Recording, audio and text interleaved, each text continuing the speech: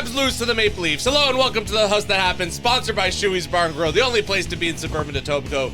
Voted 4 times the best dive bar in all the GTA. It's number 1 in our hearts, the Phoenix rising from the ashes. Hi, I'm Andrew Milani. That's pure, my name is Cruz. You know that already. That's pure bullshit. That was pure bullshit. No, only because... wait. I only did that because... in Toronto? Because we're in Toronto? Oh, you live in Toronto. I live in North Etobicoke. That's Toronto. Okay, whatever. I only did that because you went on last week about how the Habs would smash the Maple Leafs. So. Oh, well, wait a second here. That's how I started. And then the classic Cruz jinx, just like week 1 for NFL. Oh, Dallas is going to turn Micah into Caca. Shit happens. You know what I mean? In any event, I thought you would say something like, what a great Thanksgiving weekend. The weather's been fabulous. The Habs lose the Leafs. What a great weekend. Oh, what a way to... You know what? That's typical of Toronto. You know that you are epitomizing everything that I just go, I like the city. Come on. I've been here, whatever. You got to put little brother in their place sometimes. Okay, whatever the case may be. I'm ready. I'm definitely ready for this show, people. After that, we were just discussing off air how we're going to be nice to you, and I said, you know what? I'm thinking about some shit, and what does the guy say? I don't remember you saying anything about being nice. I didn't use the word nice, but I was just saying, like, what a way to start the show. Damn. After all the good things that happened this week, which we'll get to, how was your week anyway? Pretty good. Please give us a like, give us a comment, and please subscribe. It really helps us out. It was a busy week. I'm happy it's the weekend. Great. That's a long weekend as well. Yes. And for all you people that enjoy your long weekends, I'm shouting for you because, like, I'm on a long weekend.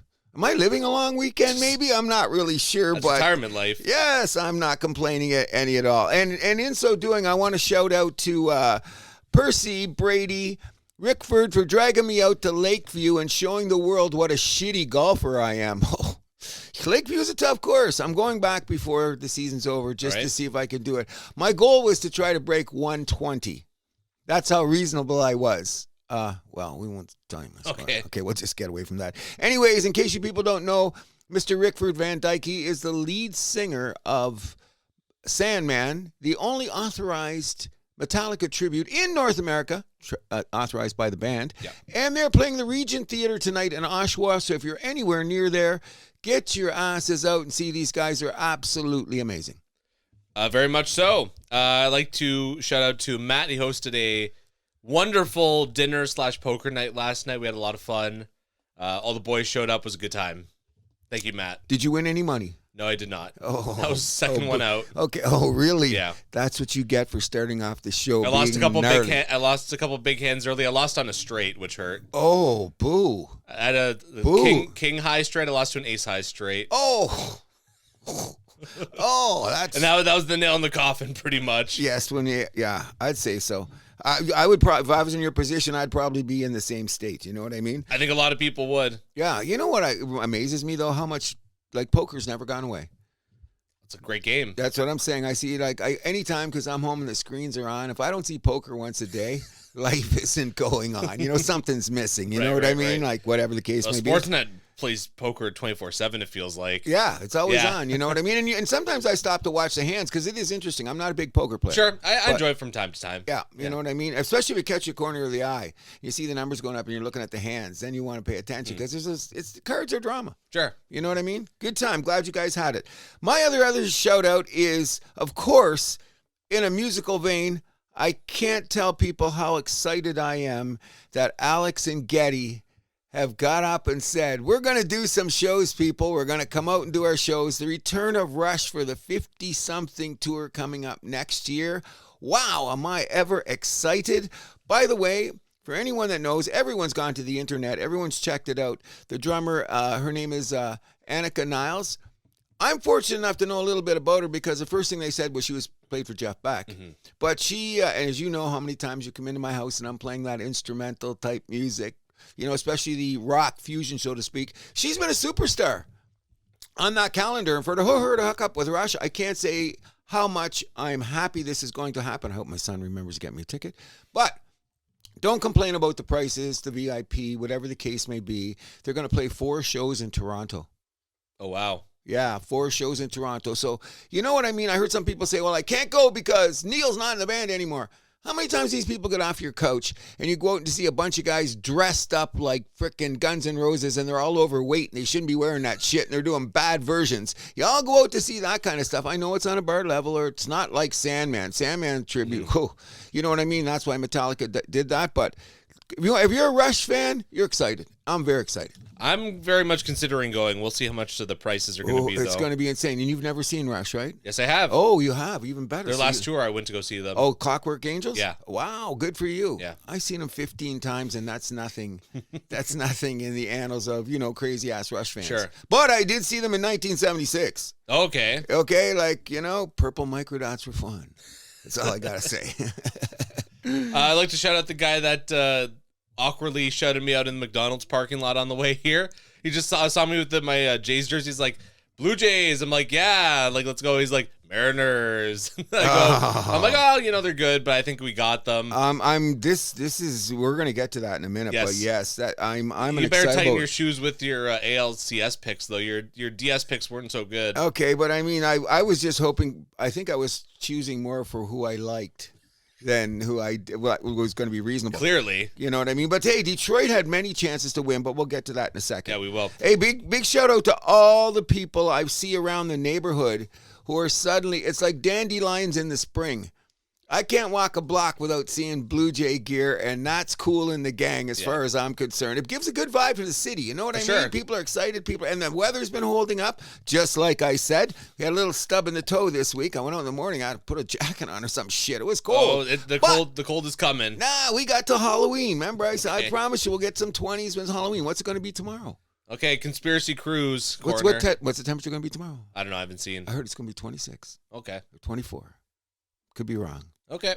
And we'd be remiss if we didn't mention the death of Sister Jean. Oh, yes. We lost her at 106. Of course, became an icon after her showing up at the NCAA March Madness. Yeah. God bless her. What a beautiful long life, eh? Yeah. 106? 106, yeah. Wow. God bless her. God bless her.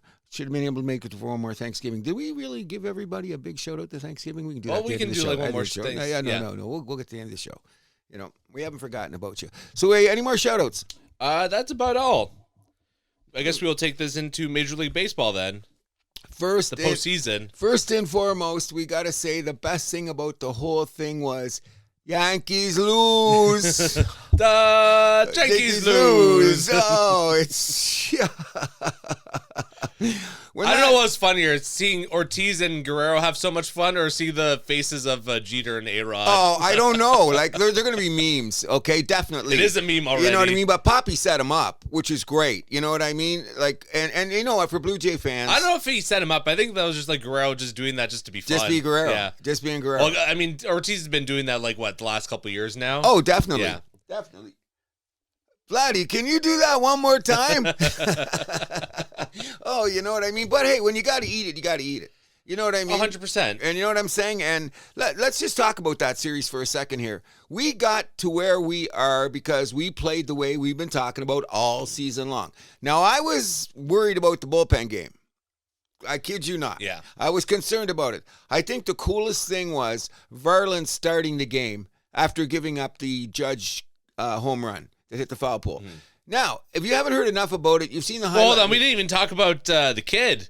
We're going to get to him. Why not go in chronological order? Okay, let's start from... Obviously, we all know the Jays won Game 1. I came on last week's show still riding that high, but you savaged Game 2. Sets the Jays record. Not a rookie record, the Jays record. 11 strikeouts in a postseason game. In his postseason debut, Game 2, 5.1, 5 and a third, innings played. No hits, only one base on balls, no runs allowed. And we're talking about a history of guys like Dave Stieb, Jack Morris, Holiday, David Price. Come on. Amazing, amazing performance, which I knew right then we're winning the series. However, and I'm saying however because I don't want to use that other word, you know which one, because, this is the Blue Jays and we're in positivity right now. Why didn't they let him pitch more? I think Don't give me this bullshit about, we got to save him for Game 5 and shit. 78 pitches on a 22-year-old Well, you're horse. also up how many runs? That's why you leave him in. He was no hitting. This could have been epic. What if he had pitched a no-hitter, which I doubt. But why didn't they leave him until it got a hit? Okay? You Why? don't want to leave him in there too long because, like, What's no, this is too long? playoffs. This is playoffs. You don't want the Yankees getting too much information on him in case you need to use him later in the series. I'm fine with that. That enough run support. Okay, It's disappointing. I'm going to go old especially school. they didn't let him close out the inning. I'm going to go old school on this. I don't care where you're at in a game. When a man's got his stuff, you know it, you let him rock. And that's what's taken away from baseball today. The kid was on fire. Come on. And what about this extra, they're going to get more film on him. If he's got his stuff a couple of days later, he's going to be fine. We had film on, what's his name, that pitch game 4, the rookie, what's his name? Schlittler. And look, he was pretty good. The Jays commentary crew had a field day with that name. Oh, no kidding. But in any event, look at it. It took us a while, and we had to peck at him, and the game was close for a while. So even though we looked at the film, that kid still had his stuff. So I'm not, okay, we got analytics, all that other bullshit. I don't care. 22-year-old kid coming in with the fire that he had in his heart and the way that he was pitching, 5 1/3, no hit. No hit. Let the guy stay in. Well, it's playoffs, though. We know the leashes are shorter. Okay, I'm all of that stuff. Like, I'm not even going to go there because I don't mind keeping a little bit of secrecy there just in case the Jays need to use him later again in the series. All I'm going to say is this. I'm going to go to the Michael Wilbon School of freaking starting pitching in the playoffs. So you know what that's all about. We don't have, the reference should be on our show forever. What else do you want? Like 3-man rotations in the playoffs, too? No, I didn't say that. I'm not. Okay, come on. You're killing me. Come on, man. 78 pitches on a 22-year-old? What are we going for? We're going for the World Series here, and you could have saved the bullpen. And by the way, what it really did is made us sure when we go to the ALCS, which of those left-handers ain't coming along for the ride. Oh, see, so there's a silver lining. I'm digging deep for it. Okay, what I mean? Like, come on. Well, the pitching roster is definitely going to be different. We'll get to that a little bit later, but okay. And in any event, I wanted the guy to go like 7 no-hit. Like, this was a classic game in Blue Jay lore. It will be. Of course. But how much greater it could have been. Like, it could have been Denny McLain and 19 strikeouts. Bob Gibson, 18 strikeouts. Oh, no, let's take the kid out. He's young. Go sit him down and pat him. I was great that he got the curtain call. But the classic is, because there was some booing going on in the old dome there when Schneider left the dugout. Word around the campfire is he went up to Scherzer and who else was it? I think it was Scherzer and Springer, and he goes, "We're having a great game here, but we want to hear boos in the dome today?" They looked at him kind of weird. He goes, "Watch for the boos." As soon as he went up the stairs, what'd you hear? Boo. People know. Come on. One time, can't we just change the barometer? You know what I mean? AI's fucking us all up anyway. Eventually, it'll all be this. Okay, you're going off on some tangent here. I'm telling you, I was so disappointed. By the way, this is a complete side note, but did you hear about... I should have mentioned this in the shout-outs, something else, but either way. The Jonathan Blum, he runs a Blumhouse. They've made every big horror movie the last 10 years, right? Yep. Okay. He was saying how like Hollywood needs to basically embrace AI. That did not go over too well. No. Even though he's right, I think. Oh, it's going. Like there's a line from one of the Marvel shows where it's like he's out of line, but he's right, and that kind of fit that category. Oh no, I'm not. Yeah. I'm not. I wouldn't want to go there because I'm old, but I'm not denying that. I'm not too old to say that guy hit the nail on the head. You know what I mean? Anyways, okay. Back to the Jays. That's all you want to say for game 2. The Yankees put up a little bit of a rally, but the Jays had enough of a cushion there where we exposed our bullpen, so who knows not playing in the ALCS, so we'll be good on that. Which got us to game 4. Well, game 3. I did not think we were winning the game anyway. I thought we were, you know what I mean? How's this going to go? How's it going to work out? Because as I said to you, Bieber on the big stage does not have the most stellar record going. He looked nervous out there to me. You know what I mean? His delivery was off. He didn't have his command. What does he work on? He was on too much rest too, I think. That's what, a little bit of an issue too, and we'll get to that when Hoffman came out because if you look at the first batter, he hadn't pitched in a while, threw all over the place. But the fact that we went up 6-1, then I went, and you could see the Yankee Stadium turned into a morgue for a second, which I was happy with. But I was sitting on the couch looking at what inning it was, and I was going... let's not get too comfortable. Yeah, exactly. There was just something just didn't feel, you know what I mean? Yeah. It didn't feel, and then Bieber. I think, you know what, seriously, after everything I said about Bieber, I think we should have left him in a little bit longer. At that point in time, we still had a run lead. Who came in? Buddy came in and got smacked anyway. Yeah, the bullpen didn't do him any favors. No, and that's our up and down bullpen, which we're going to have to deal with when we get to Seattle, and which is great that they went 15 innings last night, but that's another story. A few extra inning games in that series. Definitely. The bottom line is this. This game has given us a look at the bullpen, but we'll go to, when we got to game 3, I even said to you, or I said to somebody else, we made a couple of uncharacteristic errors. The Berger play. Okay. Kind of Falefa play. That kind of, well, listen, we got it back from freaking Chisholm the next night. So we're good. So Sure. my take on it was, because my buddy was here, Mike, how you doing? And he's sitting here, he's ADHH watching a game. Anyways, he was screaming, oh, look, we're making defenses. I said, look, when you get to the end of the series, let's see who played better defensively. Do I have to answer that question right now? Come on. Except for the fact I've seen Santander in right field, but that's another story we're going to get to in a minute. But in any event. Yeah, I'm wondering if he's going to be on the CS roster, but we'll talk about that. In any event, the Berger thing, it was in the wind and the Alfalfa errors. Okay, so that happened. And the rest of the game, we were clean. The next game, we were back to form. And guess what? We played Blue Jay baseball and we won the series. Yeah. Simple as that. That was a classic Blue Jays game 4. Oh, 100%. And you know what? And playing small ball. Small ball, great D. Yep. And for some reason, I was getting nervous how Schneider was coming in and out there, but he read the lineup well. He had the lefty-right thing going on. Mm-hmm.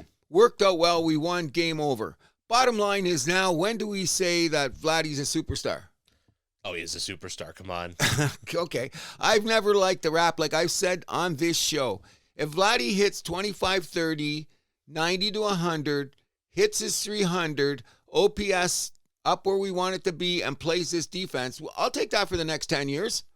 You know what I mean? 100%. He's one of the guys with the best knowledge of the strike zone in baseball. Mm-hmm. You know what I mean? And when you see him, like the way he commands the strike zone, especially in this series, you know what I mean? Like, what do you think about Aaron Judge's status now? What about him? I mean, he's still a superstar. He's saying, one man. He can't win it on his own. The Yankees are a very imbalanced team. That's the problem. He hit 500. Okay, the rest of the team hit 203. Yeah.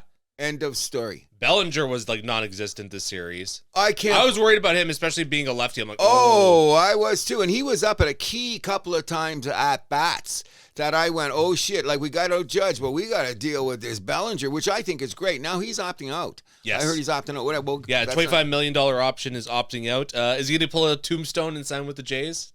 That's what I'm hoping. Because remember, we wanted him last year. Look at him. Like swinging at the dome. Yeah. Oh, come on. We have a spot in left field open. Yes, we do. In any event, that would be a good idea. But that's now that we've won the series. Well, I would say too, like one more thing about this series. It was really kind of reflective on, especially like the last few months of the Blue Jay season, where you start off strong, you stub their toe a little bit, but then they tie their shoes a little tighter and they finish up strong. I think the resilience is amazing, and I don't know how many times that I've said this is like a Lego team. You pull out one and you put in the other, and we're good. You know what I mean? You can't say that. Well, I mean, you still have like our guys, like obviously you need Vladdy there. And Springer doing his thing at the top of the order. Kirk. Yeah. Oh yeah. We still have to have Varsho. Well, yeah, Varsho, I'm giving it now, but he still strikes out at the wrong time. But I'm not going there. Varsho keep doing what he's doing in the 6th spot in the lineup. I don't want to see him any higher. I think he's locked in. Yeah, and leave it there, and there's no pressure on him, and we can still let him swing against left-handers. Yes. Because his defense is impeccable, because that's one of the things about Bellinger. Not only did he hit shit, his defense over there in left field on a couple plays at a couple times were like, whoa. Remember the one with the weird glove one that he didn't catch? If he catches that, that's 2 outs. They might even have got the guy on second for a double play. But what was he flailing all over? So maybe that tells me the Jays aren't going to sign him since they prioritize defense. I agree, but I mean, I'd take him in my lineup. The bottom line is... Agreed. But we already have Santander, who's... Oh, we'll get to him. Bottom line is, like you've said, we won as a team.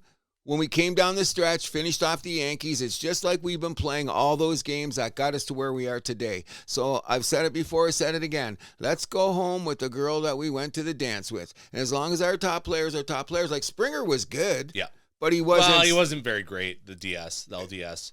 Yeah, but I mean, he had a couple hits at the right time. He kept a couple of innings going, drew a walk at the right time. So he's still on the game. And he hit a couple of balls hard, got nothing. Sure. So I'm not worried about that. I'm worried about Santander. What's your situation on him?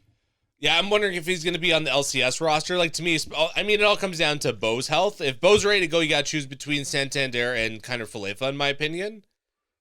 Ooh.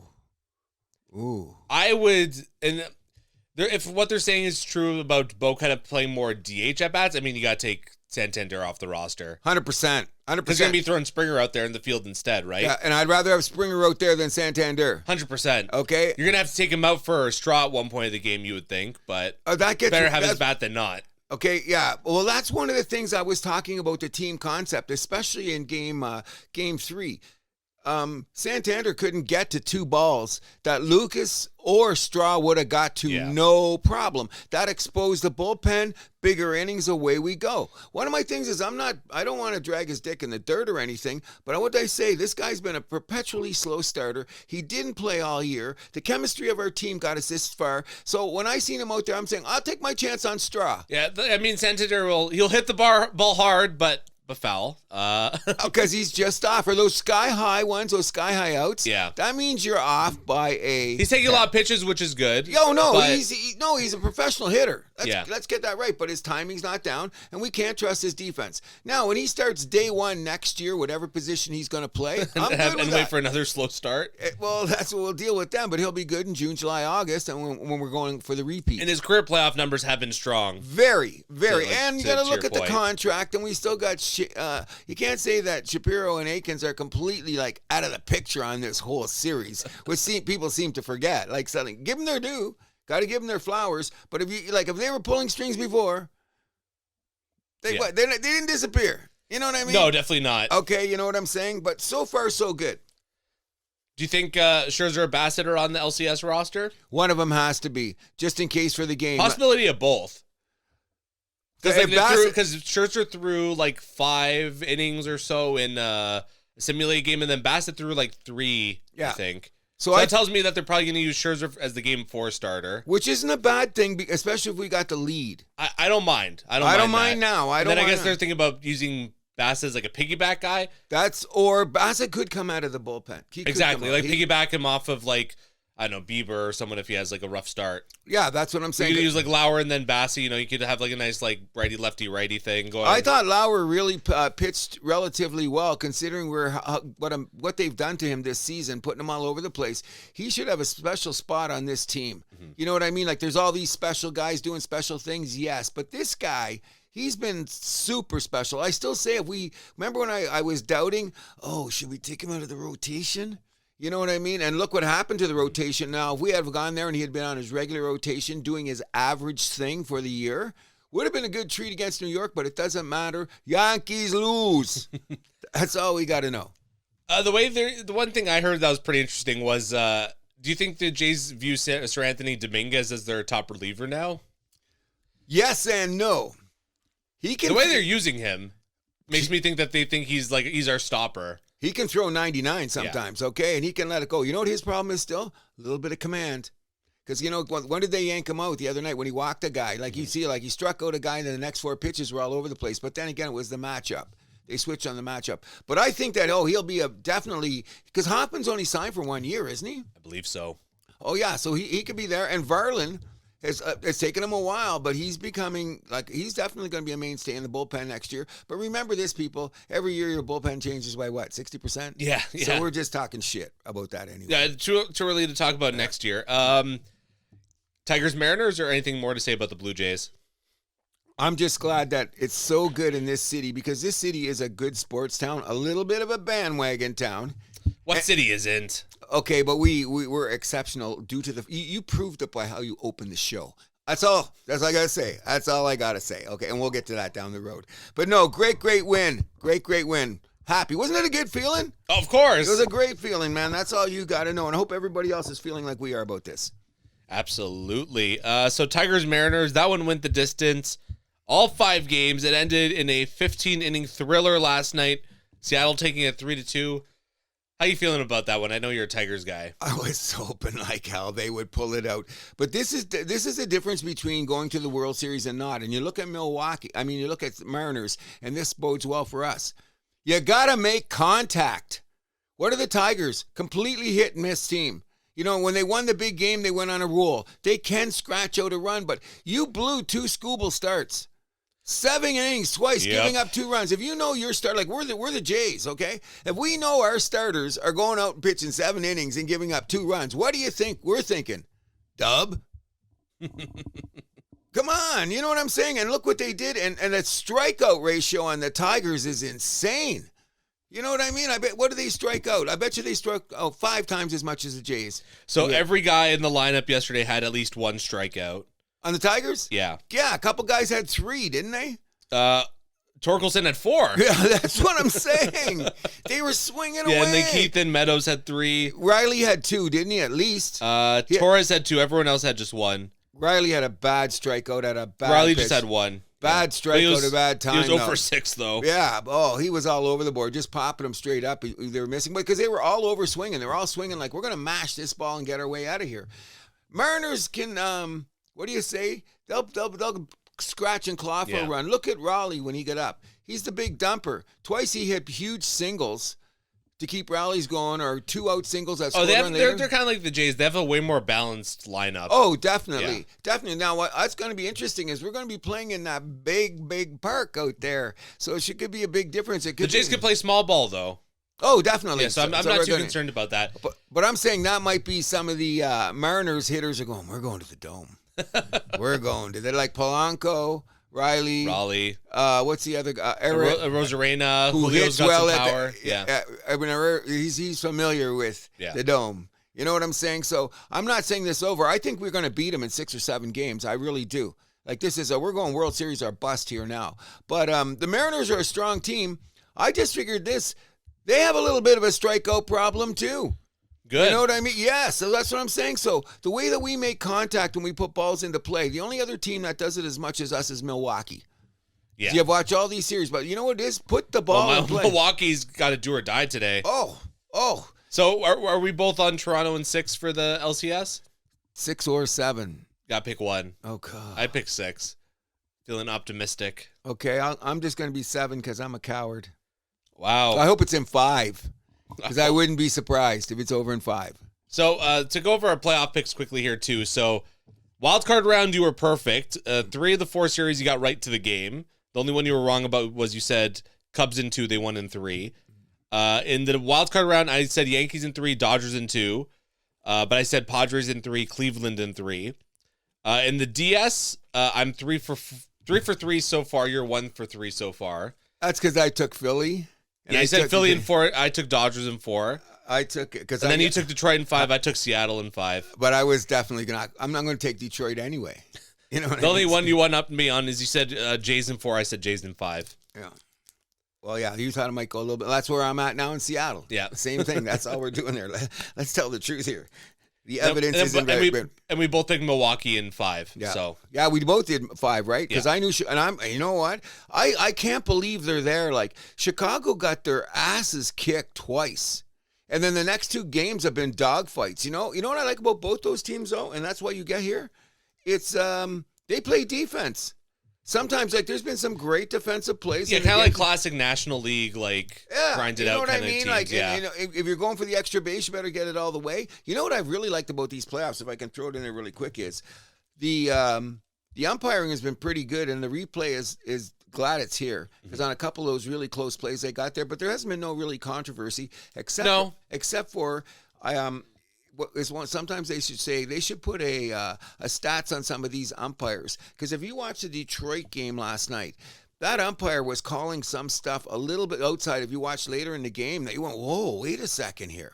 You know, what's a hitter supposed to do when the umpire is doing that? But if you have the book on the umpires, this guy calls this, calls that. I don't hear them talk about him. Yeah, if he's doing it for both teams. Yeah, well, it was a little bit close. A couple times the Detroit guy didn't get the call, and the Seattle guy did. It looked like the same pitch. The announcers kind of alluded to it, because the strike zone was there. But we're not behind the plate, and it's all about frame pitching, Pitch framing, yeah. Pitch framing, too. So give the catcher some credit. You know what I mean? That's Raleigh back behind the plate. You know what I mean? Well, like I said last week, that's a 90-mile-per-hour plus ball, with movement coming at you. You got to make a quick decision. Less than a nanosecond. Yeah. Okay, you know what I mean? It's a tough job. What did you think about the Phillies-Dodgers series? I can tell you what I thought about that ending. Oh, my God. That's the Bill Buckner play of our generation. Oh, definitely. It's not as bad because of the situation. It's lower in the playoffs. It's worse. No, he panicked. Oh, big time. Just make the throw to first inning over. Did you see the catcher? Catcher was pointing to first. Catcher was pointing. If you see the replay, and then the catcher gets to get his knee cracked because the guy came home. So it was just a big, like, they never say nothing about it, but the guy was limping after the game. Real Muto, is that the catcher's name? Real Muto, yeah. Yeah, Muto. He's telling him, throw it. And I seen it on MLB when they were showing with the little blue lines. You learn that in freaking T-ball. Yeah. T-ball, come on. And what a way to win. What is it? Where does that guy sit in the airplane on the ride home? Right in the back. Alone. I thought he's like those guys that try to smuggle their way in. Sometimes they die. Don't put him in that compartment. Let him fly across the country. It's good for our flight. You know what I mean? But you can't do it. You win by a team, die by a team. And the first couple games, the top of the lineup in Philadelphia, like Schwarber, Turner, Harper, what were they? 1 for 22, 2 for 22. Yeah, brutal. It was like insane. So yeah, Schwarber had like one good game. I think the only game third that he was, game, when the game that Philly won was the only good game. And oh, by the way, who was out there? God bless him. It's probably the last time we're going to see him in his career. Kershaw, yeah. Kershaw. That guy, I've seen some of the best light ups in my lifetime with Kershaw because his playoff record is not great. No, it's not. And I've seen him get smacked. Some of that's on him. Some of that's on the team, though. Agreed. But when it leaves the yard, bro. I mean, I agree. It doesn't look pretty. When it leaves the yard. Doesn't look pretty. He should sign. I like Kershaw, though, so I don't want to be tough on the guy. I think that he should have signed every baseball before he threw it because the possibility of souvenirs could have been great. Okay? That's mean. I'm just saying. You know what I mean? A couple guys on the Scherzer might have to be thinking about that. So why you're talking about me being a jinx? You're throwing that shit out there? Come on, man. I'm just saying that. Come on. When you see were you like when Hoffman came out? Let's be honest there. When Hoffman, he was Hoffman, not Offman. Okay, but when he came out there, what were you thinking? Okay, I'm biting my nails every time Hoffman comes out. Okay, here we go. Let's see how. I'm not gonna be like, he should sign some balls, you know? Well, no, he's not that bad yet. But in the Kershaw category, and he's first ballot Hall of Famer. Oh, easy. 2-time World Series champion. Easy. Okay, so all the Cy Youngs, he's got an MVP. Cy Youngs, that one of the nastiest curves in the invention of the curl ball. 12-6, baby. Oh, it was so nasty. It was unbelievable. However, man, I had so much fun watching Kershaw back in the day. When I used to close at Longo's, I would, you'd come home after 10, the Dodgers game would be on TV. Yeah. Oh, yeah. Man, they were those were fun games to watch.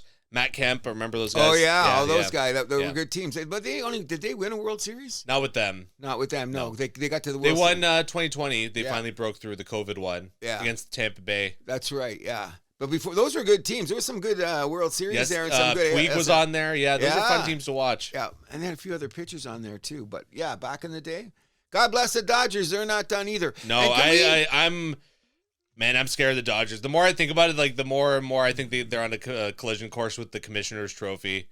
Okay. MLB's due for back-to-back winners, it feels like. Not at our expense.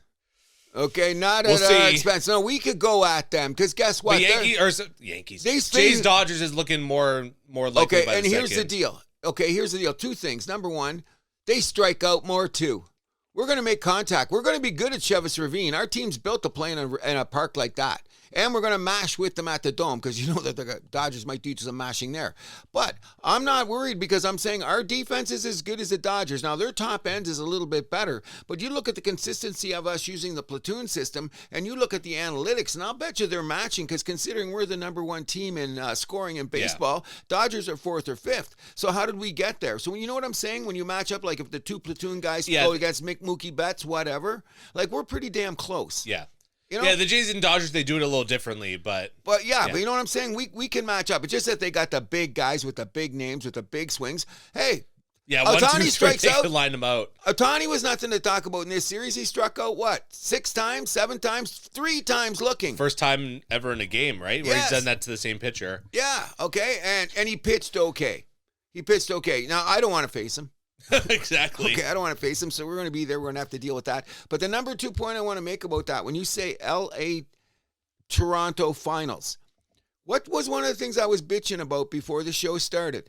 Toronto is a big market team. We didn't beat up the big bad Yankees. They're third on the payroll list. We are 5. This is not the haves against the have-nots.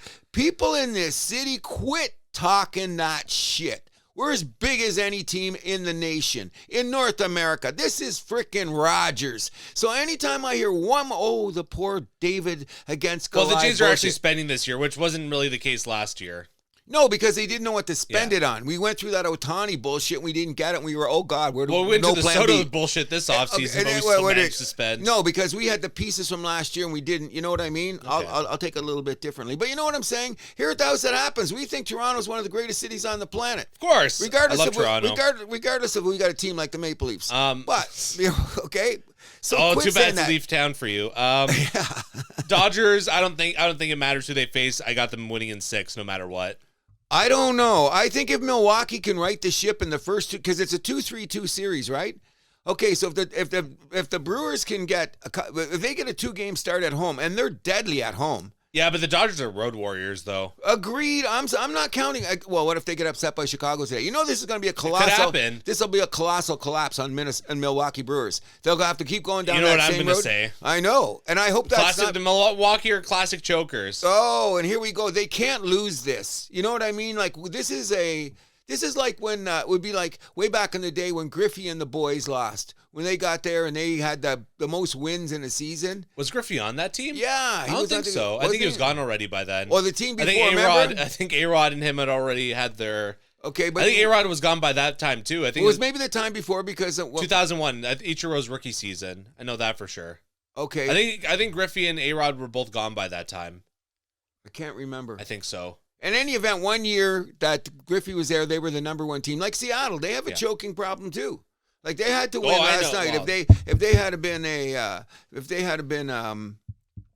lost to Detroit, but then they had Skubal twice. But to beat him like that, like Detroit should be ashamed of themselves. You know, getting 2 pitching performances like that, leaving it on the table. I mean, you still look at their whole. You still look at Detroit's season. It's still a major collapse the way I'm looking at it. The way how they started the season compared to the way they ended the season, like night and day, Jekyll and Hyde, however you want to say it. So when they do their postseason epilogue, was it a successful season? 2 things can be right. To an extent. I mean, 2 things can be right. They got to do a little bit of soul searching this offseason. I think they got to make a couple major moves. When Flaherty came out to pitch in relief, twice he got away with it. 3rd time he didn't. Okay, and I'm saying, like, this guy here, that's one of the things. They didn't have a consistency behind Skubal to get it there. And we were talking about that at Make mid-season. Contact. Make contact. Strike out. You got it. It's a huge thing. Huge. I mean, I know, like... I don't want to drag on the Tigers. I really thought they could pull it off. But you're right. They shouldn't have been in the position they were in. No, absolutely Starting not. with 3 in Cleveland. You know what I mean? Oh, there you go. That's why I thought even Cleveland would have their number in the wild card round. I'm like, it's eventually going to turn on Detroit. A little bit later than I thought initially, but...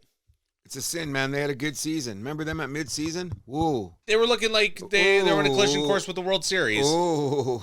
A lot of people would have said either like Phillies Tigers or Dodgers Tigers for the World Series like in June, July. But if you remember, I'm going to go check the tape. I was not totally convinced because of their starters. I know. I'm saying that. I was hoping like hell. Everyone knows I'm a Target guy, but I kept looking at rotation and going, I don't know. Because then they were winning those 7-6 games, those 8-5 games and shit like that. And I kept going, wait a second here. You can't win like that all season. And then when the ropes got tighter and the pitching staff got and then they exposed their bullpen because they were being overused, and perfect storm.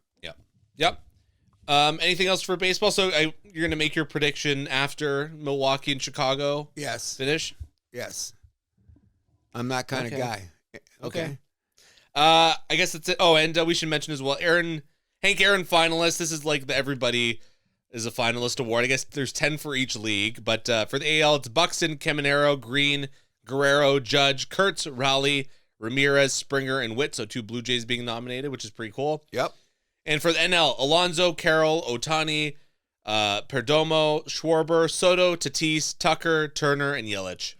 I think that, I just had a brain fart. Who'd you say in the American League? I think Ramirez for Cleveland's going to win it. The Hank Aaron? Best hitter? No, it's going to be Rowley or Judge. Come on. Probably Rowley. Because I know it'll probably be Raleigh. Because then this one always goes to the obvious answer. Yeah, I and then probably Ohtani in the National League. Where do you think he's going to be? Oh yeah, Ohtani's going. Yeah, but Schwarber's going. He's probably going to be number 2 on the ballot.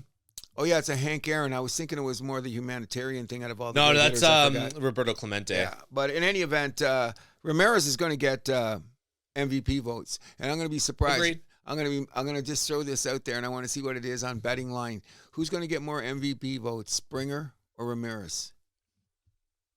Interesting thought, eh? That's an interesting question. Yeah, because it's going to be Judge Raleigh. I would lean Ramirez because he plays the field. Interesting. Okay.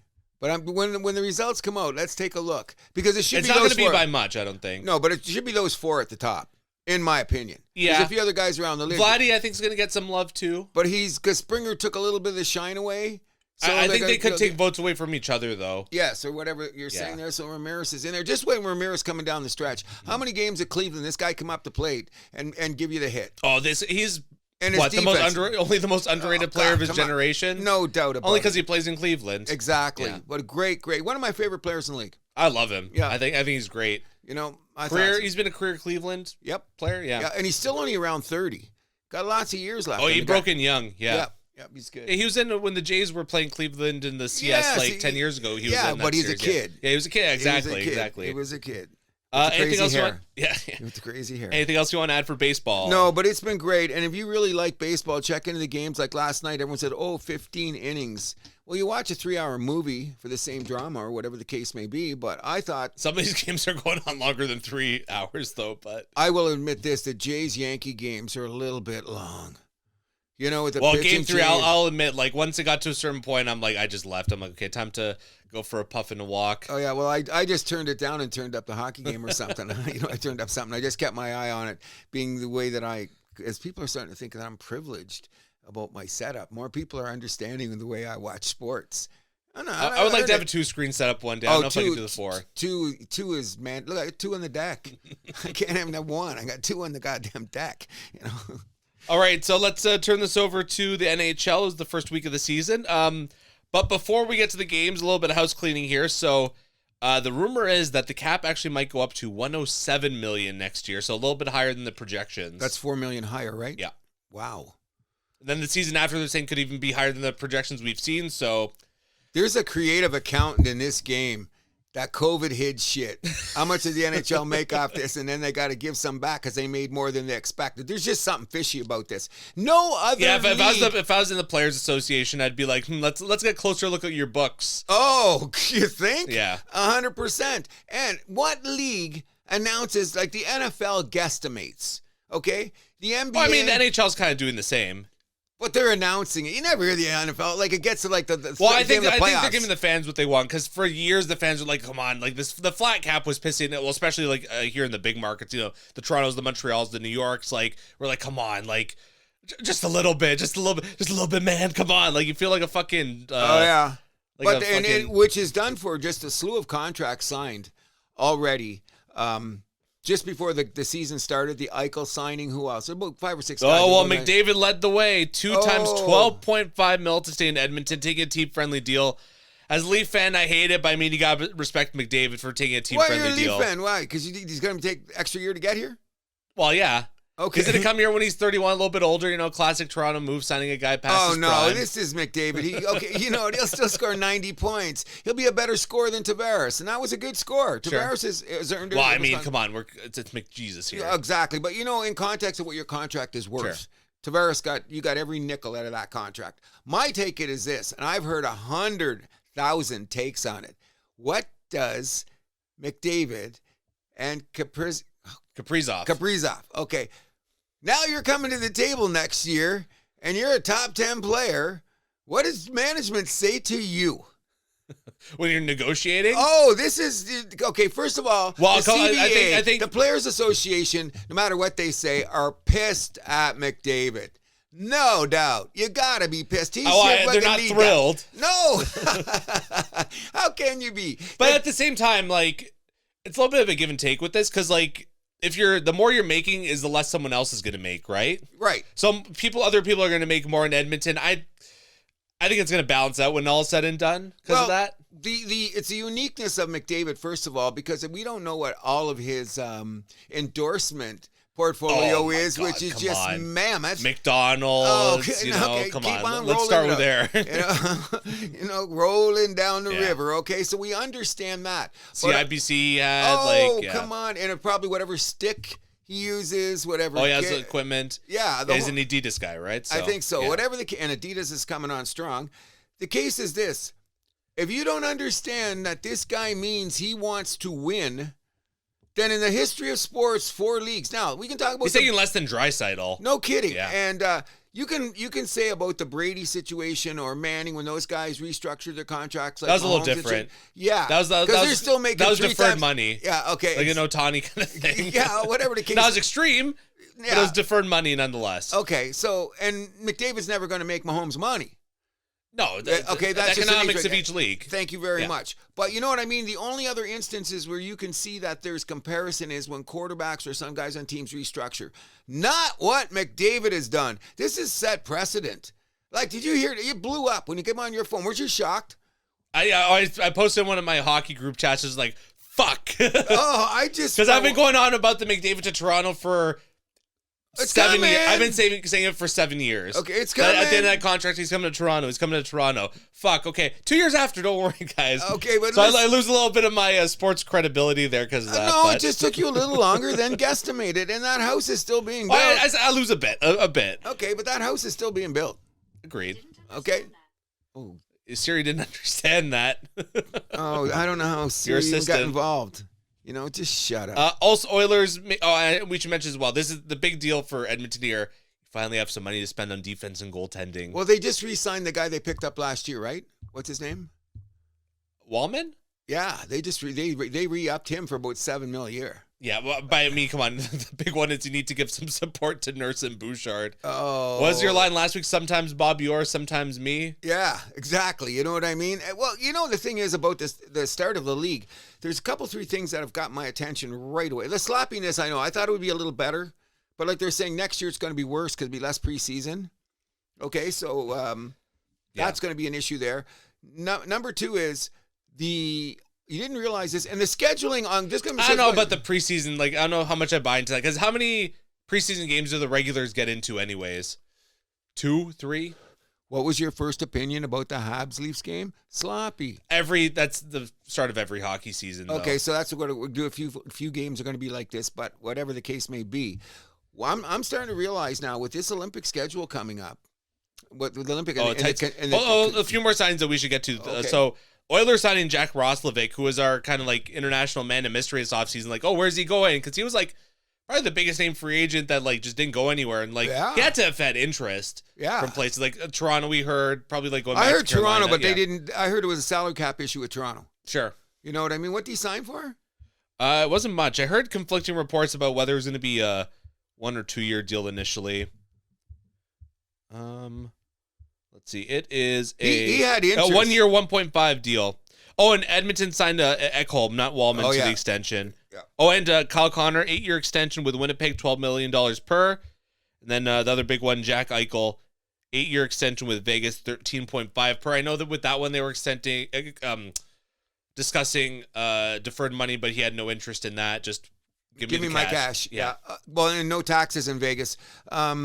The thing about that is when you think about it, with the cap going up, these guys are going to be comfortable. So in my opinion, and it's been brought up, did you notice the movement of players from one team to another has really slowed down? Because how so? Like just trades, or what are you talking about? Okay, look at except for Marner, all the big boys stayed home. Initially, how many teams moved? How many players moved around the league?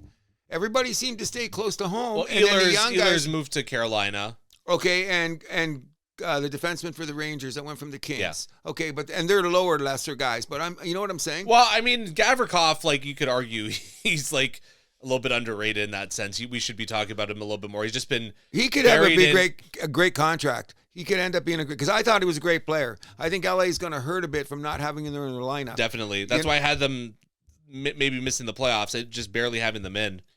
But anyways, I'm getting back to this scheduling and how. It's I can't see it not affecting teams, okay? And already you're talking about a situation What do you have two-way players to go up and down? Who can you trade? Who can bring up so you can keep your team somewhat rested? You know what I mean? In that event. And so I don't know where that's going to go, but I think we're going to see a lot more movement, like some tricky movement from the minors to the pros during the season. And we always knock wood, no one gets hurt, but you know the propensity for injuries and stuff like that with this tight schedule. I wonder how it's going to affect teams and how deep is your lineup to get over this. You know what I mean? Like, well, that's going to be really tested. 100%. You know, when you think about it, like we were talking about it before the show. What do the Leafs got? What, 7 games in the next 11 days or something like that? That's a pretty fierce schedule. Yeah, one back-to-back, too. Yep. And talking about that, my beloved Montreal Canadiens are going to have 16 back-to-backs this year, bro. And even your Leafs, I don't know how they get that. 13, I believe they're having. And every team's got 16 to 13. You know what I mean? Now, we're lucky. We got one of them out of the way already.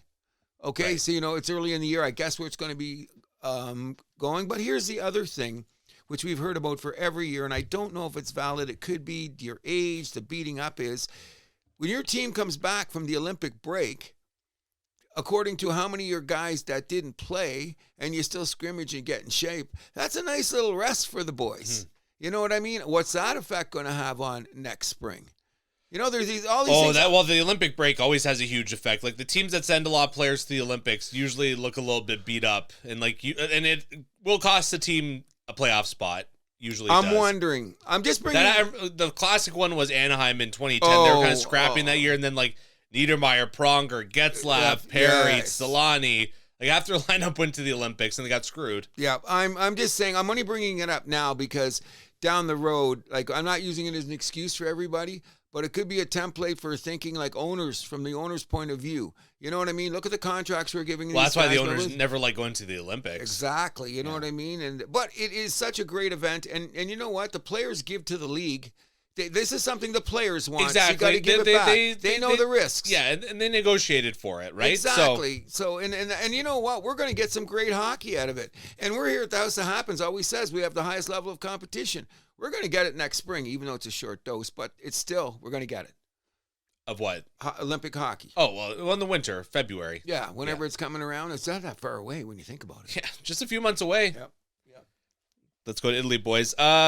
So Nathan McKinnon surpassed Joe Sakic for the most points in Avalanche history on the opening night of the season. He looked great.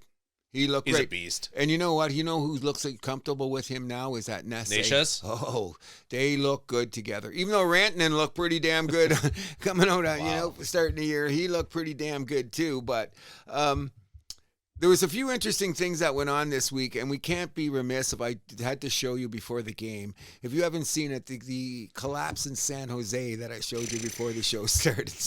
Was that just not unbelievable? Like, just to see the first not getting the empty net goal and the shot going in. Okay, that's bad. But when the overtime came. Oh, but okay, with the way we're talking about Nedeljkovic coming into the season 2 is almost like prophetic. Like, we're just like, oh, this guy's not this good. Whoops! He just blows the game completely. But here's the thing was... He allows, the chip from the fairway on the tying goal. And it's just brutal. Then the winning goal in overtime. What was he doing that far out of the ice? He was looking for his golf ball. You know, that guy lose it in the hedge? Like, he was almost at the blue line. He was at the blue line. With the Vegas player coming, was it Eichel coming right at him? Like, what the hell, man? Oh, yeah. That's a rough way to start your season. That tying goal, it wasn't quite as bad as Lidstrom on Cloutier in the playoffs back in the day. But or the Tosclo one, but it was pretty bad. It was pretty rough. But that's just one of the things that we've observed. And there's not really much more to talk about hockey because it's a couple games. Well, a few things about like opening night, opening week. St. Louis got booed off the ice against Minnesota. They were terrible. They were terrible. Okay, but at one point though they outshot Minnesota 16-0 in one period, but it was just Gustafsson standing on his head. The same thing when you forget about that San Jose game. Did you see the shots on goal? San Jose shouldn't have been in that game. Vegas should have won it ages ago. The guy stood on his head and then does that at the end. It's when you make the save, right? Your classic line. Every time. I mean, the shot differential wasn't that bad. It was 31-23 for Vegas, right? Yeah. Yeah, but it wasn't terrible. Just the second period, they really outshot them a little bit, like 11-6. That was it. Yeah, well, they were all over them. Yeah, all over them. You know what I mean? And they're running into the kids. What do you think about Akira Schmid getting the start in that one? I guess Hill got the start in game 1, right? Yep. Not looking good. That's why they're going to 3 goalies everywhere. It's coming. That's why they're going to sign Carter Hart. Dun, dun, dun, dun. By American Thanksgiving, we're still on that? I'm going to probably say we're pretty good. I got to do a little bit of shout out to my boy Mitch Marner. He looked freaking great out there. That's great. Good for him. He looked great out there. He looked very, very good. Now we got to do something. If we're going to really talk about this for a minute, we got to do something that's going to be every week part of our show. Also, what do you think of the Leafs picking Caden Primo off waivers? You must have had a laugh. What if he's a steal? Okay, well, I'll admit myself, I had a laugh because I'm like, okay, like, and like the way we talked about him on the show, like, okay, this is kind of funny. But to be fair, like, is he going to be that much worse than like a Michael DiPietro or someone else they could have picked on waivers? Like, they're all kind of in the same category, the same tier, if you will. Okay, so let's take it one step further. When Montreal was trying to force him in there, that was like post-COVID. They were in the rebuild. They had no defense. They were hanging him out to dry. You know what I mean? So did he wasn't terrible. Some games he was, but yes. Okay, but at times I think they're throwing him out there a little bit too much. I think exactly, that's part of the problem, and the pressure too. of playing in Montreal. This could be a new not there's less pressure playing in I Toronto. was gonna so say. that. But I think that he's still young. What is he, 25, 26? Yeah, he's not very old. No, and he had great promise coming up all the way. This is his first failure in his career, and many goalies rebound. So I'm kind of hoping for the guy, but not against us. You know what I mean? Which brings us to that should be a part every week. By the way, one of my friends gave a hot take. He thinks Dobbs is going to steal the starting job in Montreal this year. I hope it's 50-50, but Dobbs is good. He's damn good. But in any event, we should be saying, I guess we kind of did it now, but every week that we're here, we have to do a Leaf report, or we're not the house that happens. Of course. We have to do a Leaf report. And like I alluded to in the opening, Toronto beat Montreal 5-2 opening night, or opening Canadian night, I suppose. Last 2 goals were empty netters, but hey, win's a win, baby. I'm going to tell you, I told you off this because sometimes I'm a little bit harsh in my characterizations of how they put teams together. But in the third period of that game the other night, I believe it was won by those 6 defensemen who are veterans, who are back from last year. I hate to admit it, but maybe there's something to have in the same defense core. Steady, knowing each other, going in the third. Because Montreal, come on. We had our chances to put you guys away. We didn't. Oh, we let you into that game, too. Ah, stop it. Anyways, in any event. The shorthanded goal, come on. We better look at, that was a great goal. Your power play looked pathetic, by the way. Absolutely. Game 1. Yeah, that's what I'm saying. So we really shouldn't say. But for game 1, come on. I know. I'd take, maybe whatever, not starting the Grays and kind of building on that rather than starting off with, the hard dick, and then by the time you get to the playoffs, it's all flaccid. Yeah. You're in trouble. No, that's what I'm saying. We really can't make evaluations going on. The quality of the games have been a little bit Michelli sloppy. looks good, though. I'm impressed with him. But he's not, he was going up, but he didn't seem to, he wasn't meshing with. You don't think so? No, I thought he got him, like the way he was playing, and he passes the other way, stuff like that. I mean, it's a work in progress. I think Austin Matthews is going to be fine. That's the last of your worries out there. I stick by my 60 goal take with him. Okay, that's not a bad thing. He's a 1 for 1 so far. So and buddy on the wing skates. You guys have added a lot of size. Joshua, you're alluding to? Yeah, and Roy's not a little boy. Yeah. You know what I mean? You guys, and none of your defensemen are little. Nope. So I'm saying, they're going to go back to the film because we kind of backed off. Like, when you guys started getting a little bit rugged, we still thought we were going to do the same thing in the first period. If that's not working, we're going to have to hit back. And we're not a team that can be, we shouldn't be pushed around. What'd you think of, because you guys had a little bit of a surprise starting in the second line slot at center. Did you not? In what way? Well, because it wasn't Kirby Doc, it was Oliver Kapanen starting second line, and he looked good with the kid that we got from. He did. Look with the kid we got from where? St. Louis in the Logan Mayo deal. He's playing third line with Doc and Gallagher. It looks like, but he was. Actually, it looks like they shuffled the lines. Yes, since then. He played with Camp. I thought Bolduc was going to be your second line center this year. I thought that's why you guys made that trade. Well, he was playing on the second line, and he looked good. It looks like he's playing third line tonight with Doc and Gallagher. So who's our second line? Kapanen, Newhook, and Demidov. Interesting. Oh, it is. I know Newhook just skates fast with them, but I told you guys gave up too much for him when you guys got him from Colorado. He's a good skater, but yeah, he's a great skater. He got no finish, and he's not the biggest guy either. And he's not that big, but he can fly. He's good in the penalty kill, so that means we were keeping Lanny on the fourth line and playing power play. Yeah, right? he's playing fourth line with Jake Evans and Josh Anderson. That's a good spot with him because Anderson will cover his ass. Yeah, but he's got no one that can feed him the puck though. Doesn't matter. Just go to the spot. When he's out there, Hudson seems to be on the ice when he's out there. So I'll take that. He'll get him the puck. But Lanny still looks goddamn lazy. But we're not here. We're not here about the Habs. We're here about Lanny. How long has he been in the league for? He is what he is, man. He is what he is. Drafted number 2 behind Austin Matthews. Think about that. I was there at the Leafs draft party that day. I'll never forget that. Number 2 behind Austin Matthews. And then everyone was shocked when Columbus took Dubois instead of Puljujarvi, which ended up being the right pick. Exactly at the time. And everyone kept passing on Tkachuk, and me and my cousin looked at each other and we're like, what the fuck's going on here? That's, you know what? Because sometimes you say there's some backgrounds where people like look at shit they shouldn't be looking at. And they overthink it. Yes, exactly. That's another way of putting overthinking it. Like as hockey scouts or any scouts, really, you fall in love so much with your guy. You're like, oh, this guy, we gotta take Olli Juolevi. We need that defenseman. It's like, no, just don't overthink it. Like, Kachuk's the best guy. Take him. Your team sucks. Just grab the best player. Guy. Yep. I agree with that. I say in any sport. I mean, football's a tad different because sometimes you draft for position. It's a little bit more specialized with your roles, but like and I guess even you could argue like in later you get in the draft, you're drafting just more for like where you need depth in your system, but like early on, don't overthink it. No, I'm a firm believer in taking the best, especially in the top 10. Exactly. What do you take on here? Like we didn't give them a lot of play, but they're all coming out and. Is what's his name in Seattle going to be any good? Is this his breakout? Shane Wright? Is this a breakout season for him? I don't know what to make of that guy, man. I don't know either. My brother loves him. He calls him Mr. Fraud, basically. Oh, okay. He was actually calling it like on his draft night. He's like, this guy's not going to turn into anything. I know, and he didn't. He's not yet. You know what? He's going to be a good third line center. Good, 'cause he's not big enough. No, you're not big enough to go power his way in. But is he going to be like an Alexander Daigle kind of guy? Where like, oh no, he's going to be better than that. Come on, Daigle had a nice second half to his career, though. Sort of, kinda, kind of like the Druin thing going on in Colorado right now. Yeah, I suppose a little bit. But in any event, I don't know. I keep hearing his name come up. I guess because I'm watching a lot of American broadcasts. I don't know what to make of the guy. He's not like. I don't know. He just seems like one of those guys that like he did so well in the junior leagues, but like you look at all of his tools, he's like. He doesn't do one thing really exceptional. No. He does a bunch of things like good. Yeah. But. And he's not quite, going into the corners and finding a way coming out of the puck. Like I seen Suzuki doing it the other night. No, he doesn't have that, he doesn't have that dog in him. Yeah, whatever. Like I seen Suzuki go in the corners a couple nights against you guys. Yeah. Got the puck out. Hey, Suzuki's a good player.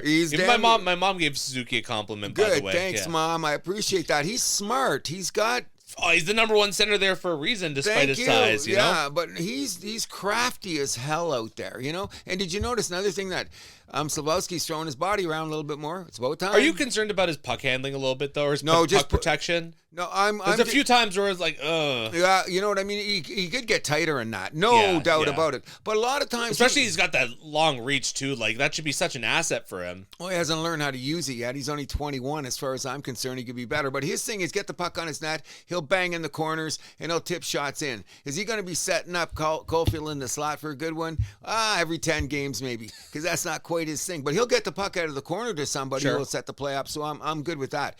My other thing I want to bring up, though, is this is supposed to be the Toronto Maple Leaf report, is I just want to put it on record. I'm not really concerned about how the Toronto Maple Leafs are going to play this season, but I'll tell you what. Despite you watching every game? Look, it's part of my place. I'm at the house that happens. But I'm going to tell you this. If I have to talk about my favorite athletes in the city, I'm putting Willie Nylander near the top. Okay. I got that checks out. Willie is here. He's got a YouTube channel now, eh? Oh, really? He's got his sisters are running it. One of his sisters is a techie. So what was he like? Does it like podcast stuff? Like, what does he do? He's gonna do live something on YouTube, like after the game and shit. O-Dog went mental. Going to oh my god, what's that Italian restaurant that he always wears the hat of? Oh yeah, Sugo. Yeah, like shit like that. But you should have seen. The interesting thing was Berube. They called him out on Overdrive. It was great. How's your relationship with Willie Nylander? Oh, it was just. Berube said 3 sentences, and you go, you got it. We got it. We got it. Because I heard that big thing in that NHL show about what was going on during the season following Tkachuk. So they're following the Leafs a bit. And I heard this is a pretty good back and forth going between Berube and Nylander. I haven't seen it. I guess I haven't seen it either. I haven't seen it, but I heard it's because Nylander's Nylander. You know what I mean? And like, I love the guy. How can you not love the guy? And he can wear that to the day he comes out. We don't say that here. Oh, I mean that Tank top. I missed it. Yeah, sorry. But in any event, you know what? Willie's going to be Willie, and he's going to do what he's going to do. And the great thing is, like, okay, Willie wants to do a little thing after the game. What if he's -5 that night and he's talking to Berube? How's Berube going to feel? Yeah, Nylander doesn't have too many -5 nights. Nah, I don't think he will either. But you know those nights where people say, what's he doing? Stop it. He's you guys should be happy he's on there. And you know what the problem with the league is? We don't have enough personality at times. You know what I mean? Yeah. And Willie he grew up in hockey anyway. He knows the ropes because of his dad and shit, but there's just something about the guy. I like the way he skates. Oh, beautiful you know what skater. I mean? You know, all the stuff that he's just a cool ass. The shot, you know, and he gets in those empty spots. Like, how did he get open? What's he doing there? What I love that we got Willie, man. Yep. Willie's fucking Willie cool. Willie cool. Willie cool. Willie cool. Boston 2-0 to start the season. Mind you, they played Chicago, one of those games, but they beat Washington in their home opener in Washington. In Washington, yep. Also, last night on Thursday, we should mention all 3 Philly teams lost. That's not a bad thing. No. That didn't hurt my feelings. No, that was pretty funny, but... oh, and by the way, that's another thing. Not that we're expecting anything from the Flyers this year. But it's the other part I want to say about the scheduling. What's up with the NHL scheduling? They had 12 games one night, no games the next night. I think they want to stack it up tonight, though, the first Saturday. That's why. Oh, it's huge tonight. Yeah. And on Tuesday, or was it? And the next week, they have that night where all 32 games are played. Yeah. I think one of the thing is... all 32 teams, yeah. Streaming and ESPN has changed the scheduling dramatically, in my opinion. Well, I mean, I don't know. It's early season too, so like, what is Florida doing? What is Florida doing? Getting 5 o'clock in the afternoon opening ceremony for the that's start okay. I'll give you that's an ESPN thing. They did the same thing the last couple years too, where like they have a triple header and the first game starts early. I don't quite get that. I think that's a little weird. The champion should be able to unveil in prime time. Every other sport does it that way. And what do? We'll put them at 5 o'clock so people are still in traffic. Half the people are trying to get home because I mean, baseball does opening day midday.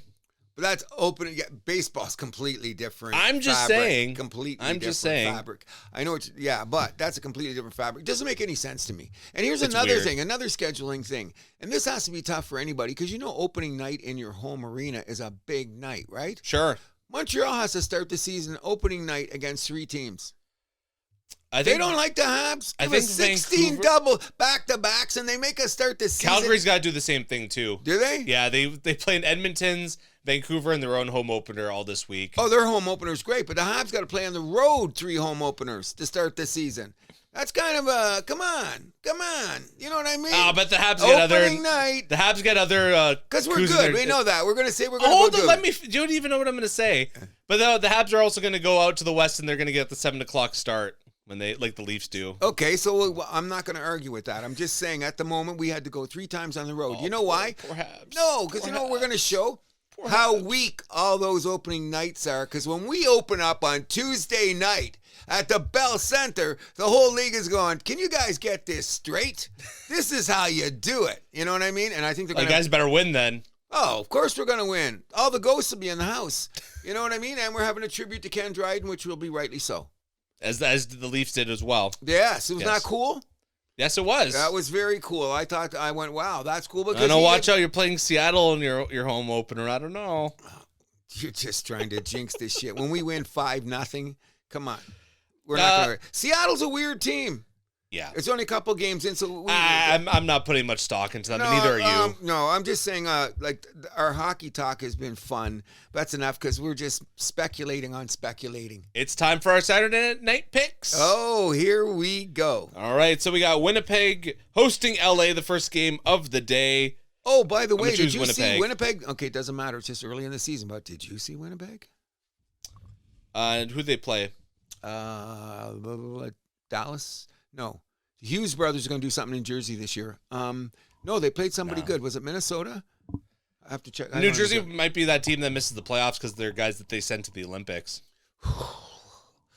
Ooh, that's why ouch. LA at Winnipeg. Who you got? LA. Okay.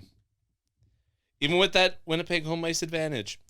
St. Louis at Calgary. I'm going to choose Calgary in their home opener. No doubt. Are they getting a new arena? Yes, they are. Okay. Saddle Dome, they got to get rid of that. Buffalo at Boston. Boston actually looks pretty hot, and Buffalo is a stinky poo. I'm gonna choose Boston. I hate to do it, but I'm gonna take Boston too.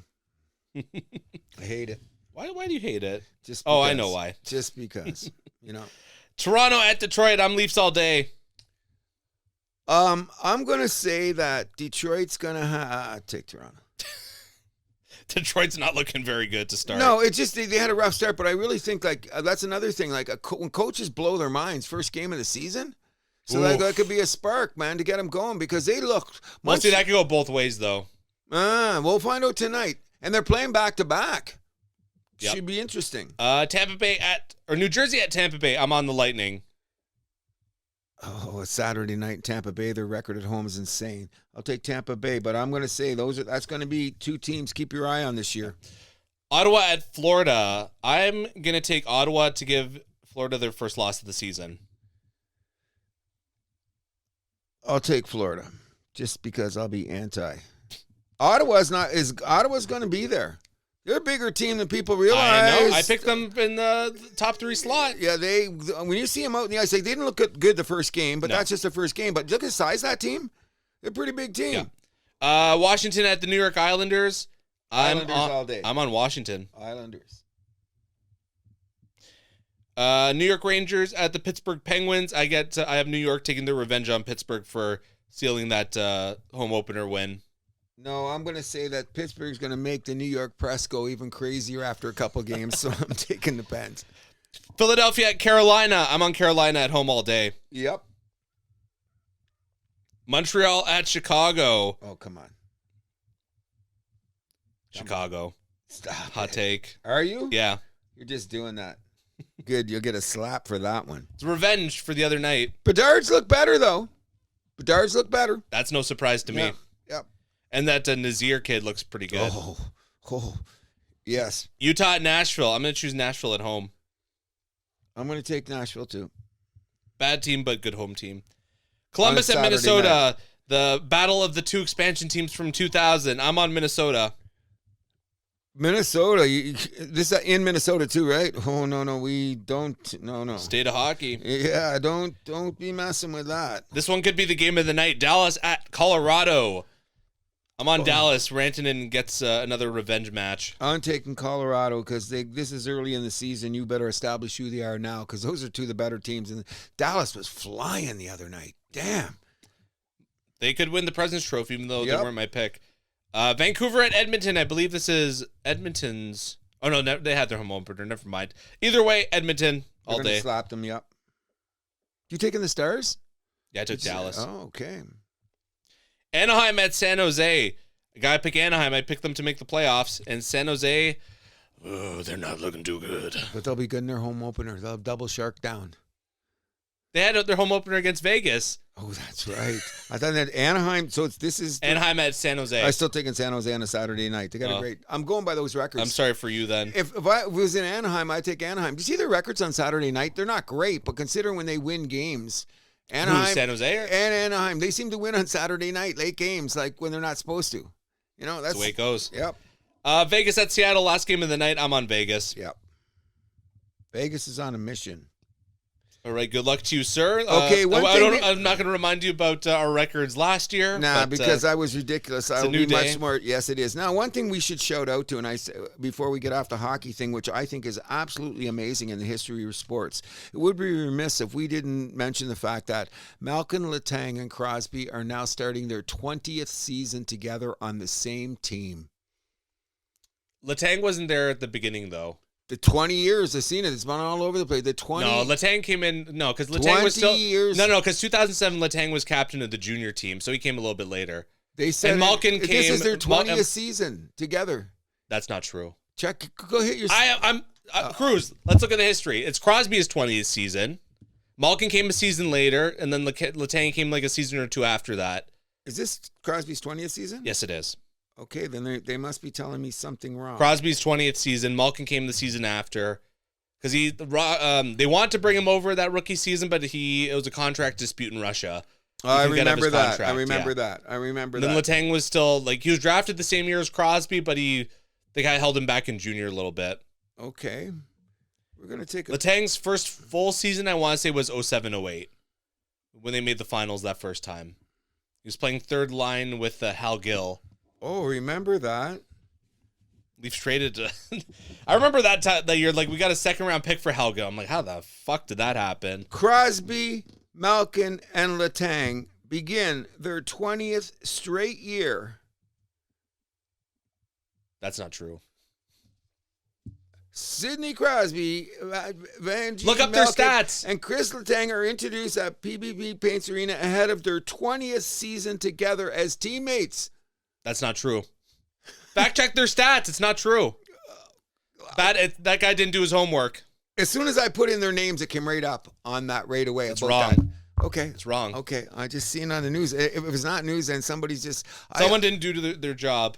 I heard it when it came up. I just went, wow, 20 years? That's insane. It's still like... Even great. They got 15 in or whatever, come on. Yeah. But that's a wrong headline. Anything else you want to add for hockey, or are we good? Yeah, we're good. Come on. Okay, we gave them all that much time just because it's starting the season. All right, we'll move this over to the monolith, otherwise known as the NFL. A bunch of big news happened. So, Mark Sanchez, the felony over a parking dispute, he could face up to 6 years in prison. I don't know if you heard about this. This one shocked me. Go to jail right now. Mark Sanchez, you can't unsee things. They flashed a picture of the guy that he attacked.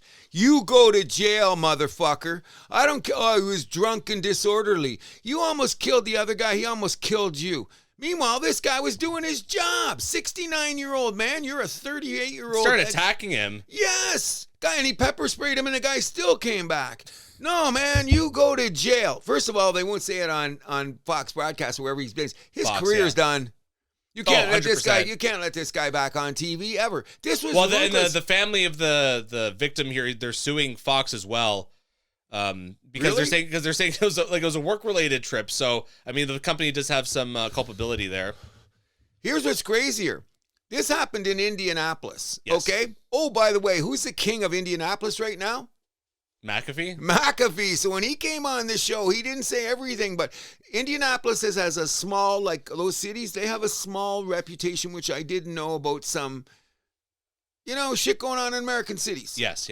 I did not know this, but they have an issue with some of those things. It's not Memphis, not Chicago, not Miami, not Houston, but they any American city. In any event, when this came out, they said the first thing you see when you go to Indianapolis, be careful when you go into that district, right?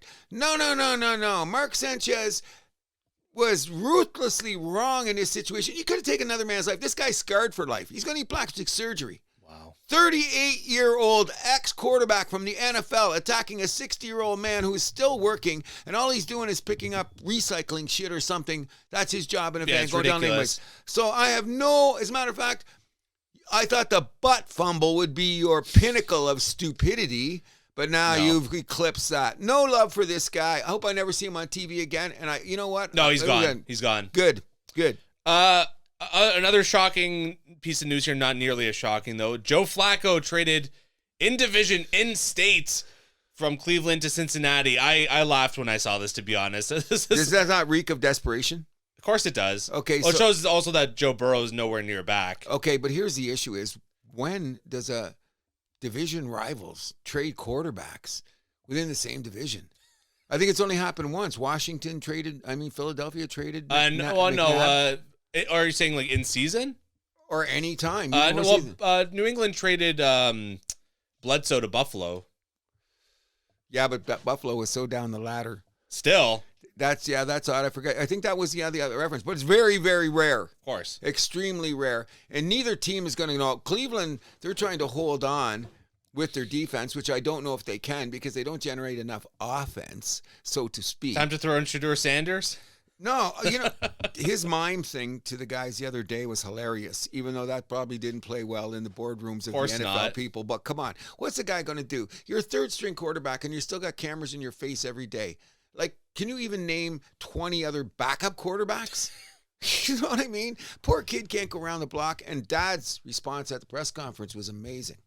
That was funny. I enjoyed that. Classic prime right there. Oh, and you know what? Was he wrong? No. No, that's just the way you got to present it, because you know what? The media is creating something. He's diffusing it. Like, let's treat this like normal football shit, and you're not, just because of the name. Yeah. But in any event, I don't trust either one of those teams. Let's get to our power rankings. Okay, you go first. All right. Ooh, this is a tough one this week. It's easy. Is it easy? Easy. Okay. Easy peasy. If you're paying attention, easy peasy. It's so Easy peasy. I just pulled it out and slapped it on the table. That's all there was to it. Okay, number 5, I got Jacksonville. No, but they're honorable mention. They're pretty good. When beating Kansas City on Monday night, and they're the only team in the league with metrics that are in top 10 on both sides of the ball. Detroit's damn close. Like, it could change this weekend. But Jacksonville, one of the surprises of the league. Number 4, I have their division rival, got Indianapolis. Whoa, okay. Number 3, they could have the MVP, Tampa Bay. Okay. Number 2, I got Detroit. Number 1, I got Buffalo. I knew you were going to do that just to piss me off. 2 times today I had to piss me off. First of all, who have the Bills played compared to who the Lions have played? Both of them played nobodies. Now, according to Detroit's schedule, they should have, those teams are supposed to be better, but they weren't. Yes. So our only loss is to Green Bay. What's Buffalo's only loss? New England. Yeah. Both playoff teams by the looks of it. Could very well be. Buffalo, don't ever wear those uniforms again in the history of your life. Mike Tirico struggling to read the numbers was hilarious. It was awful. I think that's him. Okay, and the crazy thing about it is that Buffalo came out like they had this game in their back pocket. It was like tortoise in the hare when you watch the game. And and Drake May played outstanding. That was his coming out party. No doubt. Especially some of the throws he was making, being tackled down and still being able to complete the passes. Got to give Stephon Diggs his due. Guy had, 8 catches for 140? You know what I mean? So I think... No touchdowns, but man, what a great game. How many third down catches did he get in crucial... And both those guys were fucking clutch, man. That was the best Pats game I've seen in a long time. And not only that, I like the fact that Josh Allen went right to the microphone and basically said, what the fuck were we doing tonight? Yep. You know, and here's the thing. Here's the thing I'm going to tell you the difference is, though, okay? I'll give you my rankings, and then after this, I'll say what's going on. My number 5 team is the Rams. I knew you were going to put the Rams in. I have to put the Rams in. They should be 5-0. But they're not. But they're not. So anyone has you know what they say about these teams? You stub your toe here, you stub your toe there. By the way, when the power rankings... How long, though, before these start to add up and then, No, they're done. You only get so many of those a year. That's what I'm saying. They got theirs out of the way. I couldn't put them top 5 because they've blown too many chances. Okay, well, I got the Rams out of it because their metrics even say I'm not a big numbers guy. But the Rams are saying, and watch this week. But you're using them as an excuse to put them in your top 5. No. They're just good. They just make some mistakes. They make the best. Jack Analytics Cruz. Oh, that just sounds horrible. In any connotation, that's a bad band name. But in any event, when we get down the road, the Rams are gonna be there. I think personally, their offense alone. And you know what I'm loving about this? How do you like my shirt? Okay, he's not the same team, but what shirt am I wearing? Matt Stafford, Detroit Lions. Thank you. Doesn't matter. That guy's one of my favorite. He's proven first ballot Hall of Fame. Really? Are you listening? First ballot Hall of Fame. I've never heard you say any of that on the show before. That's crazy. Okay, that's crazy. Just saying. You know what? This is the house of Stafford right here. So I'll get the Rams at 5. Okay. 4 is the Colts. Okay. I got them there too. And I also thought after the win on Monday night, I gave Jacksonville. I struggled to say, but I looked at Jacksonville's competition as it compared to the Rams. If you look at their easier schedule, Rams have played a much tougher schedule. Well, the only thing about Jacksonville is their passing game still isn't there, despite Lawrence having a heroic effort to close out that game, but still making some questionable plays. But Travis Hunter showed that he's got some metal on both sides of the ball, but they got to make a decision. I picked him up in both my fantasy leagues. But he's a little, I don't know. Because I'm like, you know what? I got Keon Coleman. I'm never going to play. I might as well stash. Why not? And you know what? The guy's a football player. Agreed. He's a football player. There was something crazy, though, that Aikman said. I had no idea that, when he was in college, he never practiced with the offense. Never. That is nuts. He went into the film room. That's nuts. Went into the film room. Just kind of winged it. Yeah, well, because you do it, and you know what? It was a chemistry. What they don't tell you this, though. He didn't practice with the offense. But when him and Shador went out to smoke a joint together, guess what they were doing? Throwing the ball around. They used to go off the field. Like people say they didn't practice, but I mean... Do they smoke weed, though? They get drug tested. Nah, NFL is bad. They don't... It doesn't matter anymore. Even in college, they don't test for weed? They don't care anymore. Are you sure? Colorado is a weed state. Are you sure NCAA doesn't test for weed? Colorado's a weed state. Are you sure? Okay, but like, So you can't test them Is for it weed if it's NCAA legal in the state. sure you can. No. In the Canadian college, they still test for weed, even though it's legal. I don't know why. I think it's stupid, They but they should do. test for alcohol first, in my opinion. What's your alcohol level? Come on. It's freaking weed. I know it's Weed. that's a whole other conversation that I think is fucking stupid. The whole drug combo, but Okay, you can say this. 50 years, Jack Chronic Cruz. So I'm just saying, like, come on. how you've changed. You've gone from Jack Chronic to Jack Analytics. That's why I wanted to correct that quickly. As Fallen any way possible. Titan over here. Fallen God. So you got Colts fourth. yes. Bucks at 3. Yeah. And I only got the differences. I got Bills at number 2 and the Lions at number 1. And I'm going to tell you, that's again, I am a Lions disciple. We know that. Look at the way, since they lost to Green Bay, they've rebounded. crushed the teams. Yes. But they should crush those teams. I'm going to tell you seriously, as much as I'm a Lions fan, and Joe, if you're listening to the show, we were texting back and forth. We played down to Cincinnati last week. We covered the spread, no problem. That game should have been 56-0. You know what I mean? Like we all of a sudden, I mean, our secondary is hurting a bit. So against Kansas City and Arrowhead, Your secondary's hurting a lot. yeah, but we got a couple other Your guys. dad's like your third, fourth corners or whatever. Second string corner, second string cornerback, and then a third. But our And that was front a weakness seven- for you guys last year too. That's got to be a little concerning. It is, especially against that. But our front seven is insane. Agreed. Front seven, Agreed, still, you but got teams a can go back deep end. on you. Yeah, that's what we got to say. Arnold's a big hurt because he was really coming around. Looks like he's going to miss a couple games. But I'll stick with that right now. Honorable mentions, though, should be Jacksonville. Should be honorable mention. And I know you love San Francisco, but I'm going, ooh. Nah, I couldn't put San Francisco in my top 5. Your smoke and mirrors take is looking yes, good. yes. That might still carry them to the division, but once you get to the playoffs, like, come on. So what are we saying about Philadelphia right now, who, as before Thursday night, were in my power rankings? If it had been last week, they would have been number 1. These are 2 very concerning games in a row for them. That's what I'm saying. They were number 1 for me until you beat the man. You are How the could they man. not be? Okay, and then bang, in that 1 week. Oh, that since we Denver talked- one, they had their hands on the Broncos' throat, ready to throttle them, and then they just let it off. But here's the crazy thing. It all comes down to the wide receiver room there, the egos there. A.J. Brown, put down your fucking book and just do your job, man. But he's got to throw the ball too. Why aren't they running more? Because you know what? That Lane guy on the O line and the other guy, they got 2 guys here on the O line, and not only that, they're listing 5 starters from the defense from last year. Yeah. So they got some adjustments to make. Now they've won a couple of those games. No, but their offense has been like a new offensive coordinator too. I don't know if it's working. Oh, it's not working at all. And you know what happened? Saquon doesn't look like the same player. Because they're not blocking for him, but they got to keep going to that game. That's their game. And Jalen Carter didn't play the other night. No. That's why Scadaboo had the game he has. I can't wait till they have the rematch back in Philadelphia. That could be a massacre when that time, if everyone comes back. It probably will be. Could be a massacre. It's coming on. Man, Scadaboo, though, like, how long do you think that guy's going to last in the league the way he plays? 5 years. I worry about the guy. 5 years. What about... He's going to have a nice flashy season this year, but what about Dart?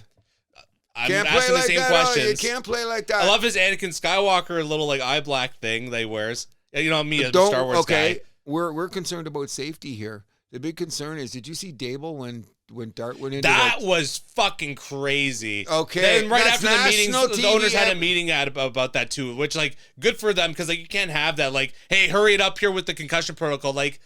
That's such a bad precedent. That was crazy. And like he sent Scadaboo in there too, to scare the CTE away. Like this is insane. As a matter of fact, they're talking about $100,000 fine.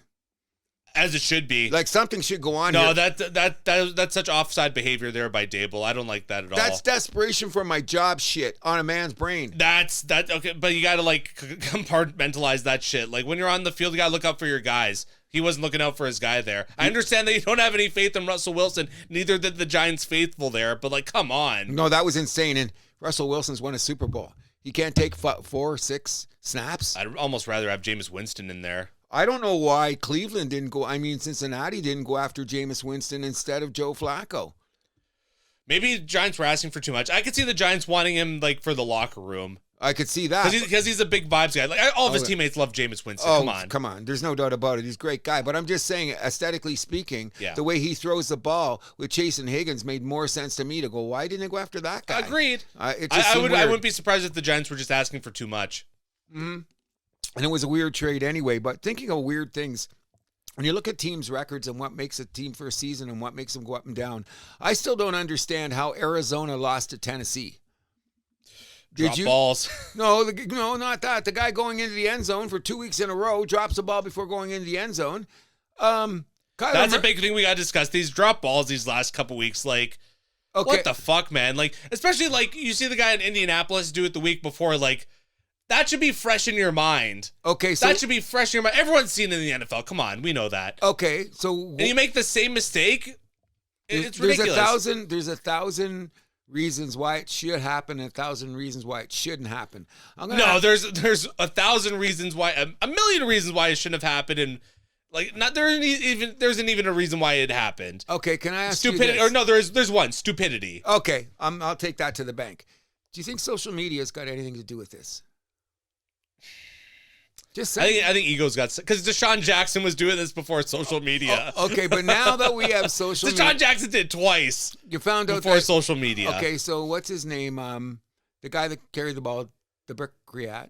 Apparently, up in the corner there, he had a couple girlies up there. That's rumor. I guess urban legend. That's not social media. That's horniness. No, but I'm just saying the bottom line is so he can put this on his. Get the film, put it on his Instagram account, and be all smiles about what he did. So sometimes I think these guys... I'm not buying the social media angle.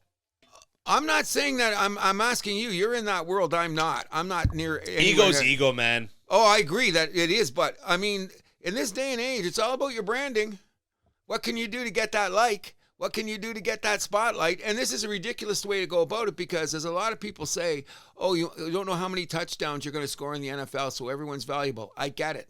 Get in the end zone. Get in the end zone. Then do your dance, do your thing after you cross that line, after you break the plane. Okay, so you can do crazy things. Did you see the cake they made in Detroit of Amon St. Brown when he got the touchdown and danced on his head? No.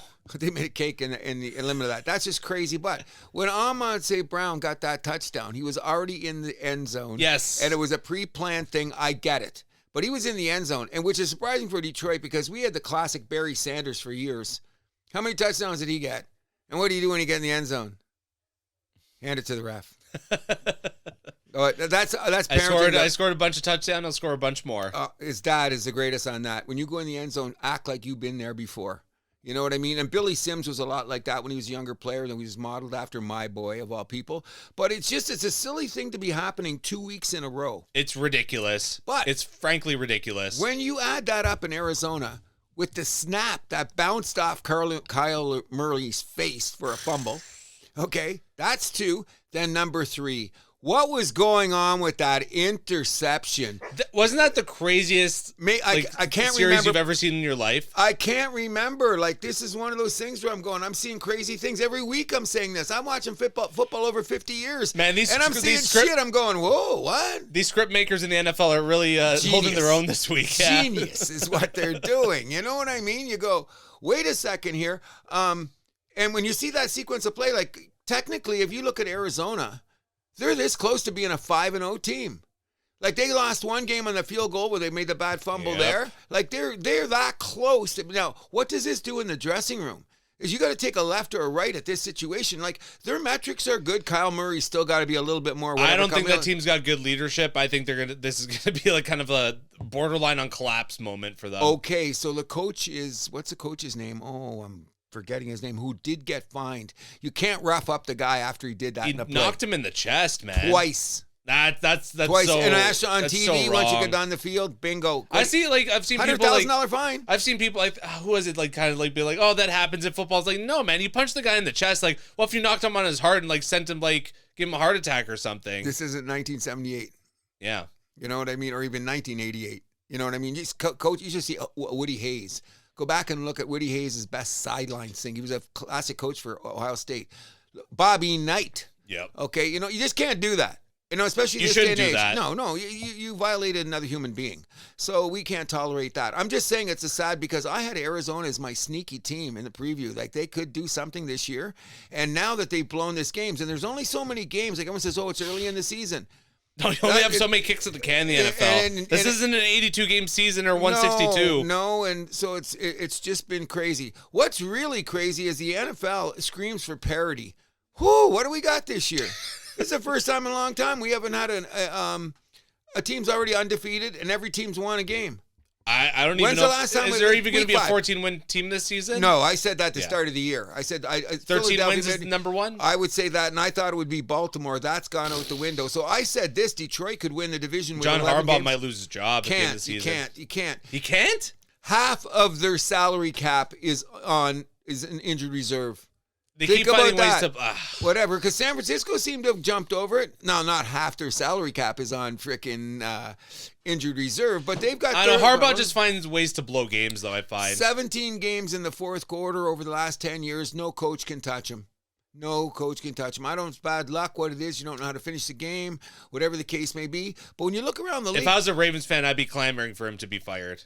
oh, they're already yelling. I know, like Yankees. We should have brought this up with baseball. I know the Yankees fans are clamoring for Boone to be fired. I don't know if that's the right. No, And Judge likes him too, so I don't think they're going to fire him. But 94 wins after going to the World Series last year. Look at his they'd be record. stupid to fire him. Yeah, 100%. But anyways, I think they'd be stupid to fire Harbaugh.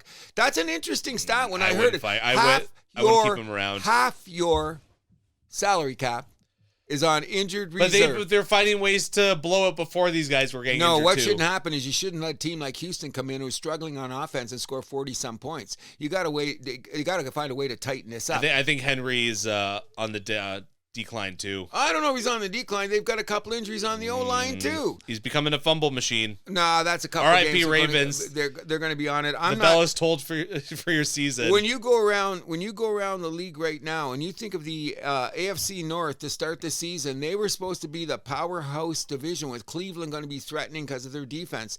Now they're one of the worst divisions in football and they're not getting any better. The door's wide open for Aaron Rodgers.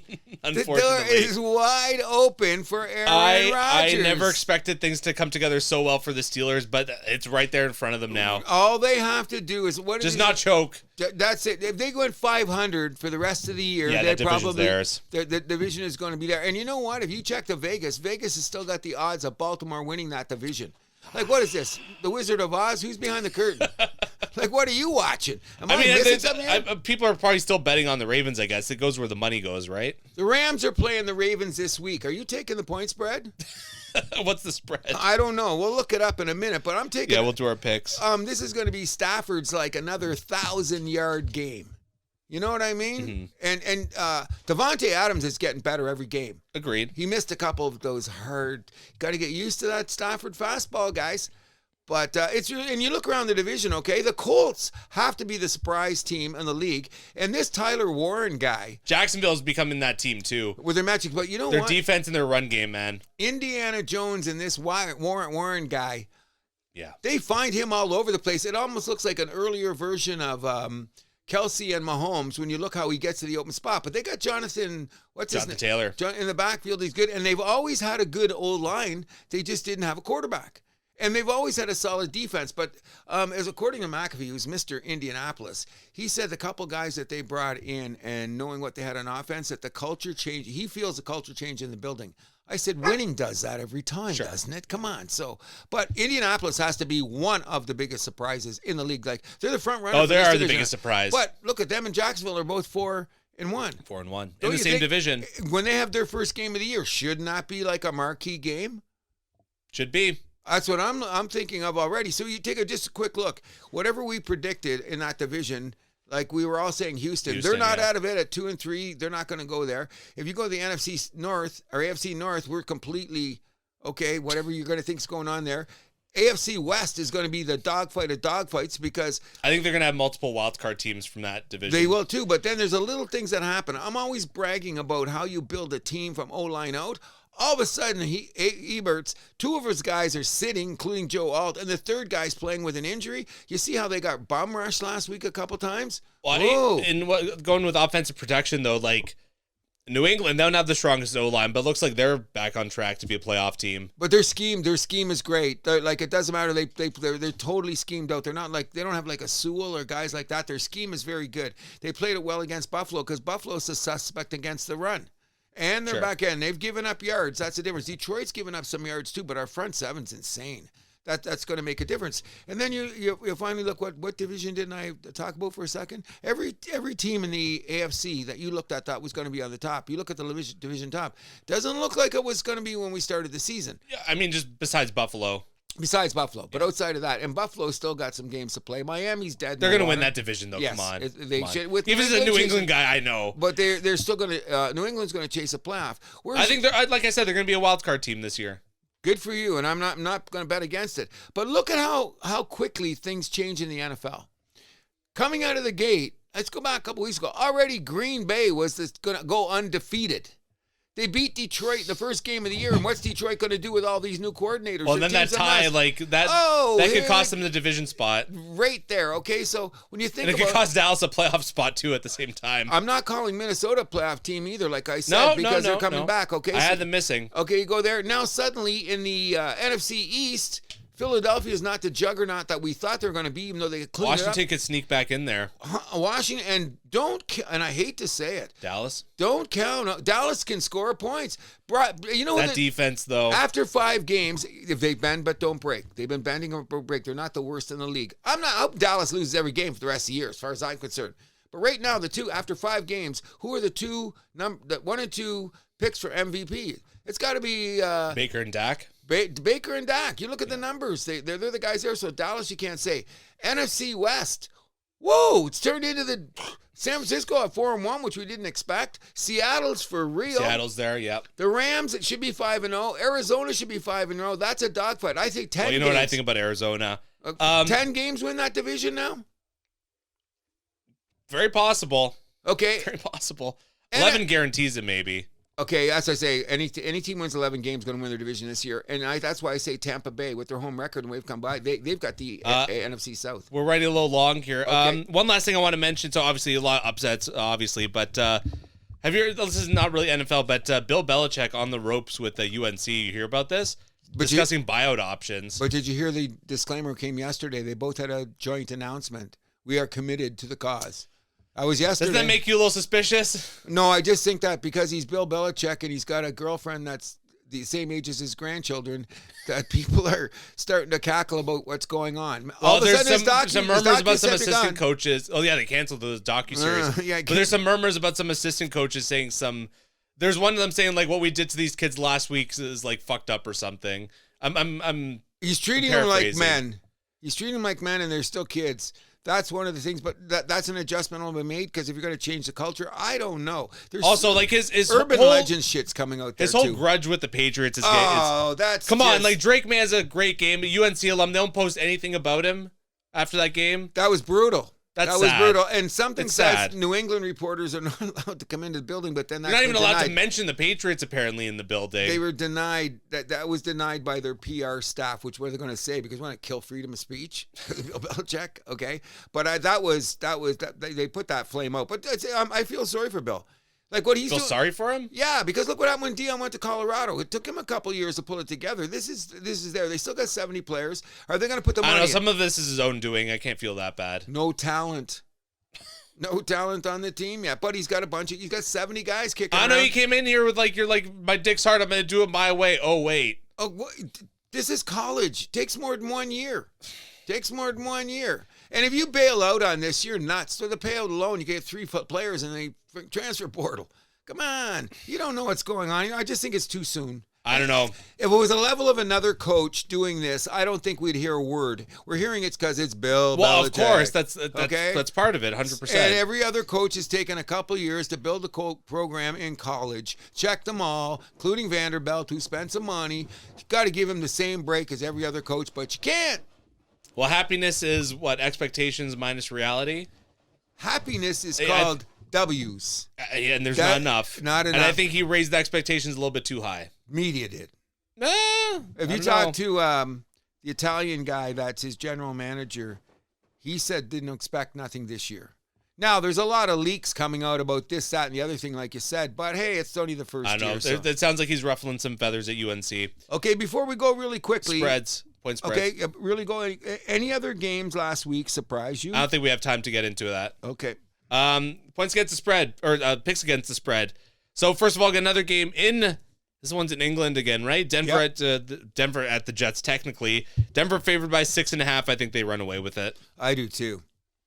No doubt about it. It's Denver. Hopefully, just Justin Fields gets some more garbage time points for my fantasy team, and that's it. That always works out. You got to think of fantasy.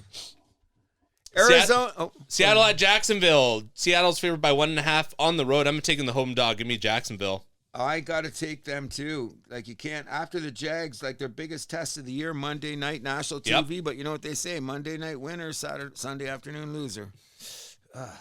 LA Chargers at the Miami Dolphins. Chargers favored by 3.5 on the road. I'm on the Chargers all day. I know you're the Chargers to the East Coast. You're worried about that, aren't you? Remember last time I mentioned it, and then I took the Chargers. I don't think they're going to make that same mistake again. I'll take the Chargers with much chagrin. I preached this the last time. Remember I said the only thing that scares me about the Chargers is going east and the O-line issues. They went to the Giants, and what happened? Now they're going to Miami, another team that sucks just as bad. They can't afford to lose this game. No. You know what they put in the bank, though, 3 division wins. It's true. Can't deny that. I'll take the Chargers. LA Rams at the Baltimore Ravens. Rams favored by 7.5 on the road. I'm on the Rams. That point spread is way too low. Way too low. Come on. Arizona at Indianapolis. Indianapolis is favored by 6.5 at home. I'm on the Colts all day. I do too. Picking all the same here so far. Dallas at Carolina. Dallas is favored by 3.5 on the road. I'm going to be on Dallas. You know what? I thought about taking Carolina. I did too, because at home they do surprise things, but Cowboys just can't afford to lose this game. They cannot. No, this is their chance to make a move. Philadelphia's got some issues they're going to have to deal with. They lost. Now suddenly, if Dallas wins, they're 3-2-1. Philadelphia is 4-2, so they're Yeah, they need this. Yeah. Cleveland at Pittsburgh. Pittsburgh is favored by 6.5 at home. Give me the Steelers. I'm taking Cleveland to cover. Ooh. But not win. Not win. I'm taking Cleveland for the cover. New England at New Orleans. New England's favored by 3.5 on the road. Give me the Pats. I'm taking this will be the letdown game. So you're on the Saints? I'm on the Saints at home. They're not as bad as they are. They play great at home, but they're not great. No. They're the Aints for me. Tennessee at Las Vegas. Vegas is favored by 3.5 at home. Give me the Titans. I'll take Vegas. Geno Smith sucks though. Both teams. That's the worst game of the week. It is. Worst game of the week. I hate this one. Yep. Biggest point spread of the week, Cincinnati at Green Bay. Green Bay's favored by 14.5 at home. I hate this one. I hear that pregnant pause. I think I got to take, it's against Cincinnati, right? Oh, 14.5 though? Give me the Bengals. I don't like that spread. No, I'm going to take Green Bay coming off a bye. Joe Flacco won't be adjusted by then. Interesting. Yep, I'll take it up. If they win 35-10, are you going to be surprised?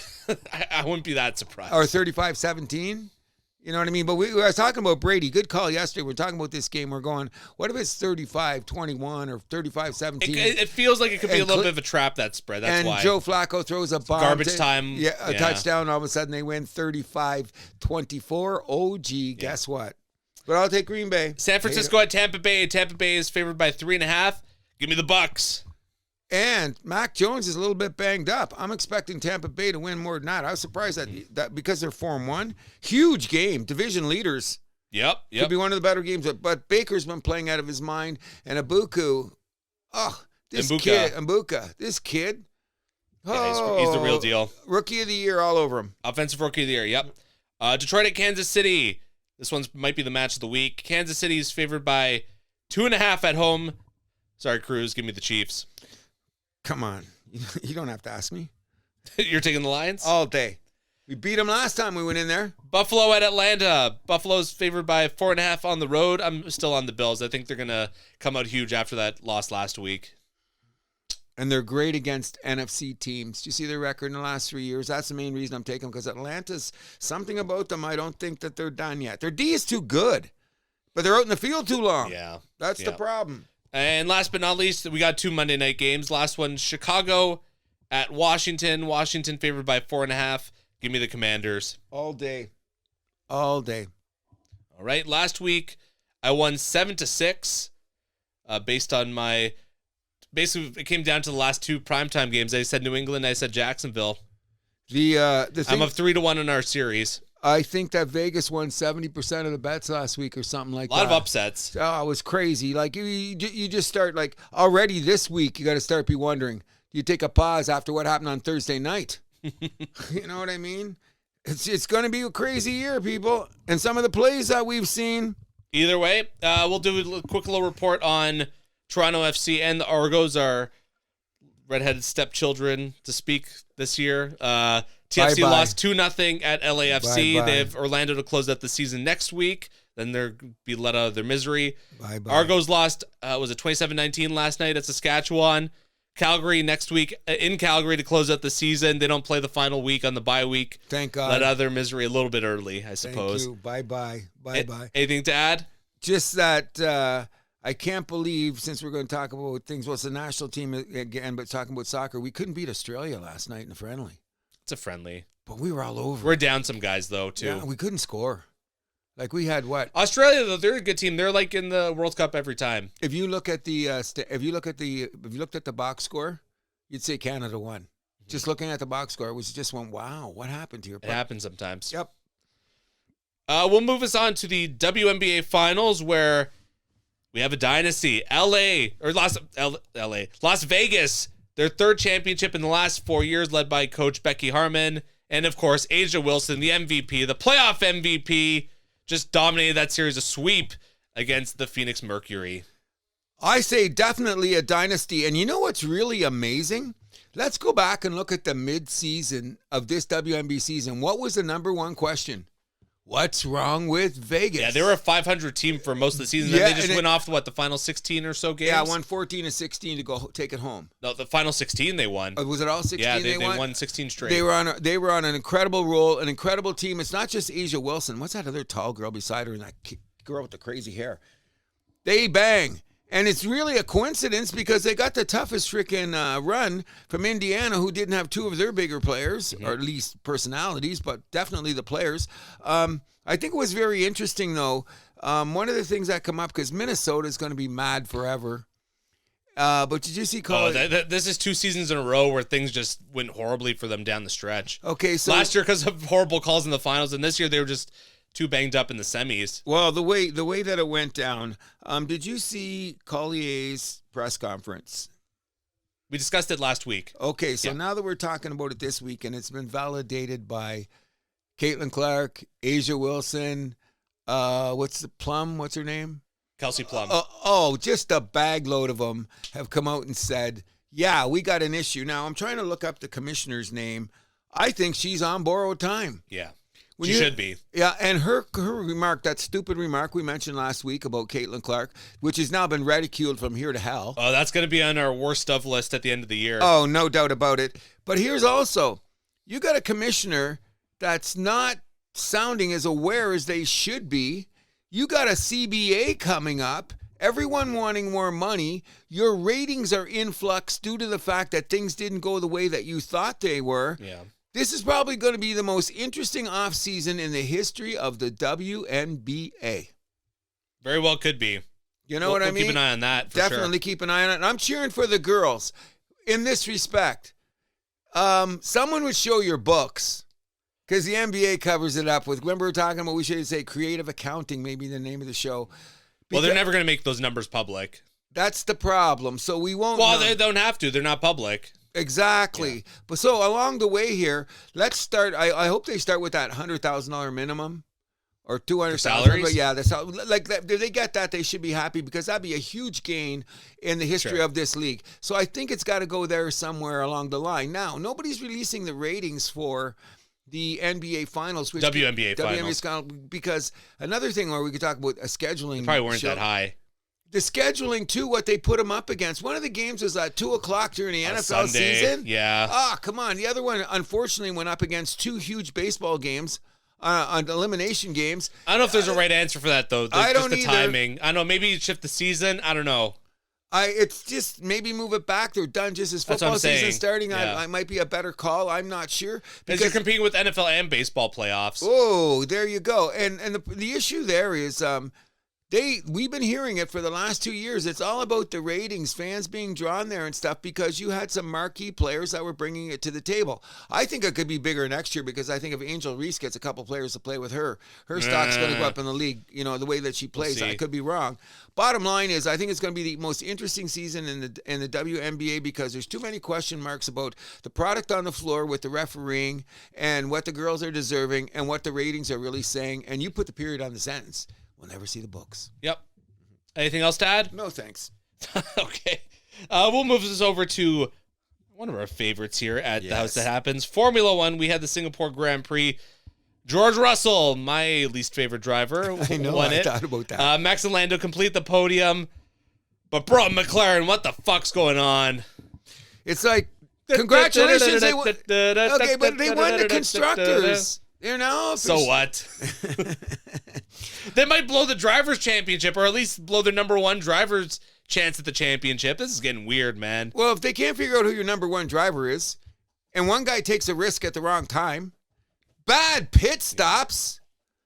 I mean, add it up. And this is not something like we were talking about. This is all year, bro. Yep. And like, but you can't. Here's what's weird about Formula One for me as a newbie to come into all of this stuff is, you've just won the Collectors Championship. Constructors Championship. So that's the first thing you start the season. You want to win as a team. Okay, you've already achieved that. So the money that's going to pour into your coffer is great. Okay? But when you do it from the aesthetic of where the fans are watching and how the races are going, you guys do look a little Benny Hillish at times. Like, I don't get it. Like, right off the hop, what did Oscar clip his wing on what? Second, third turn? Yeah. And it was his fault.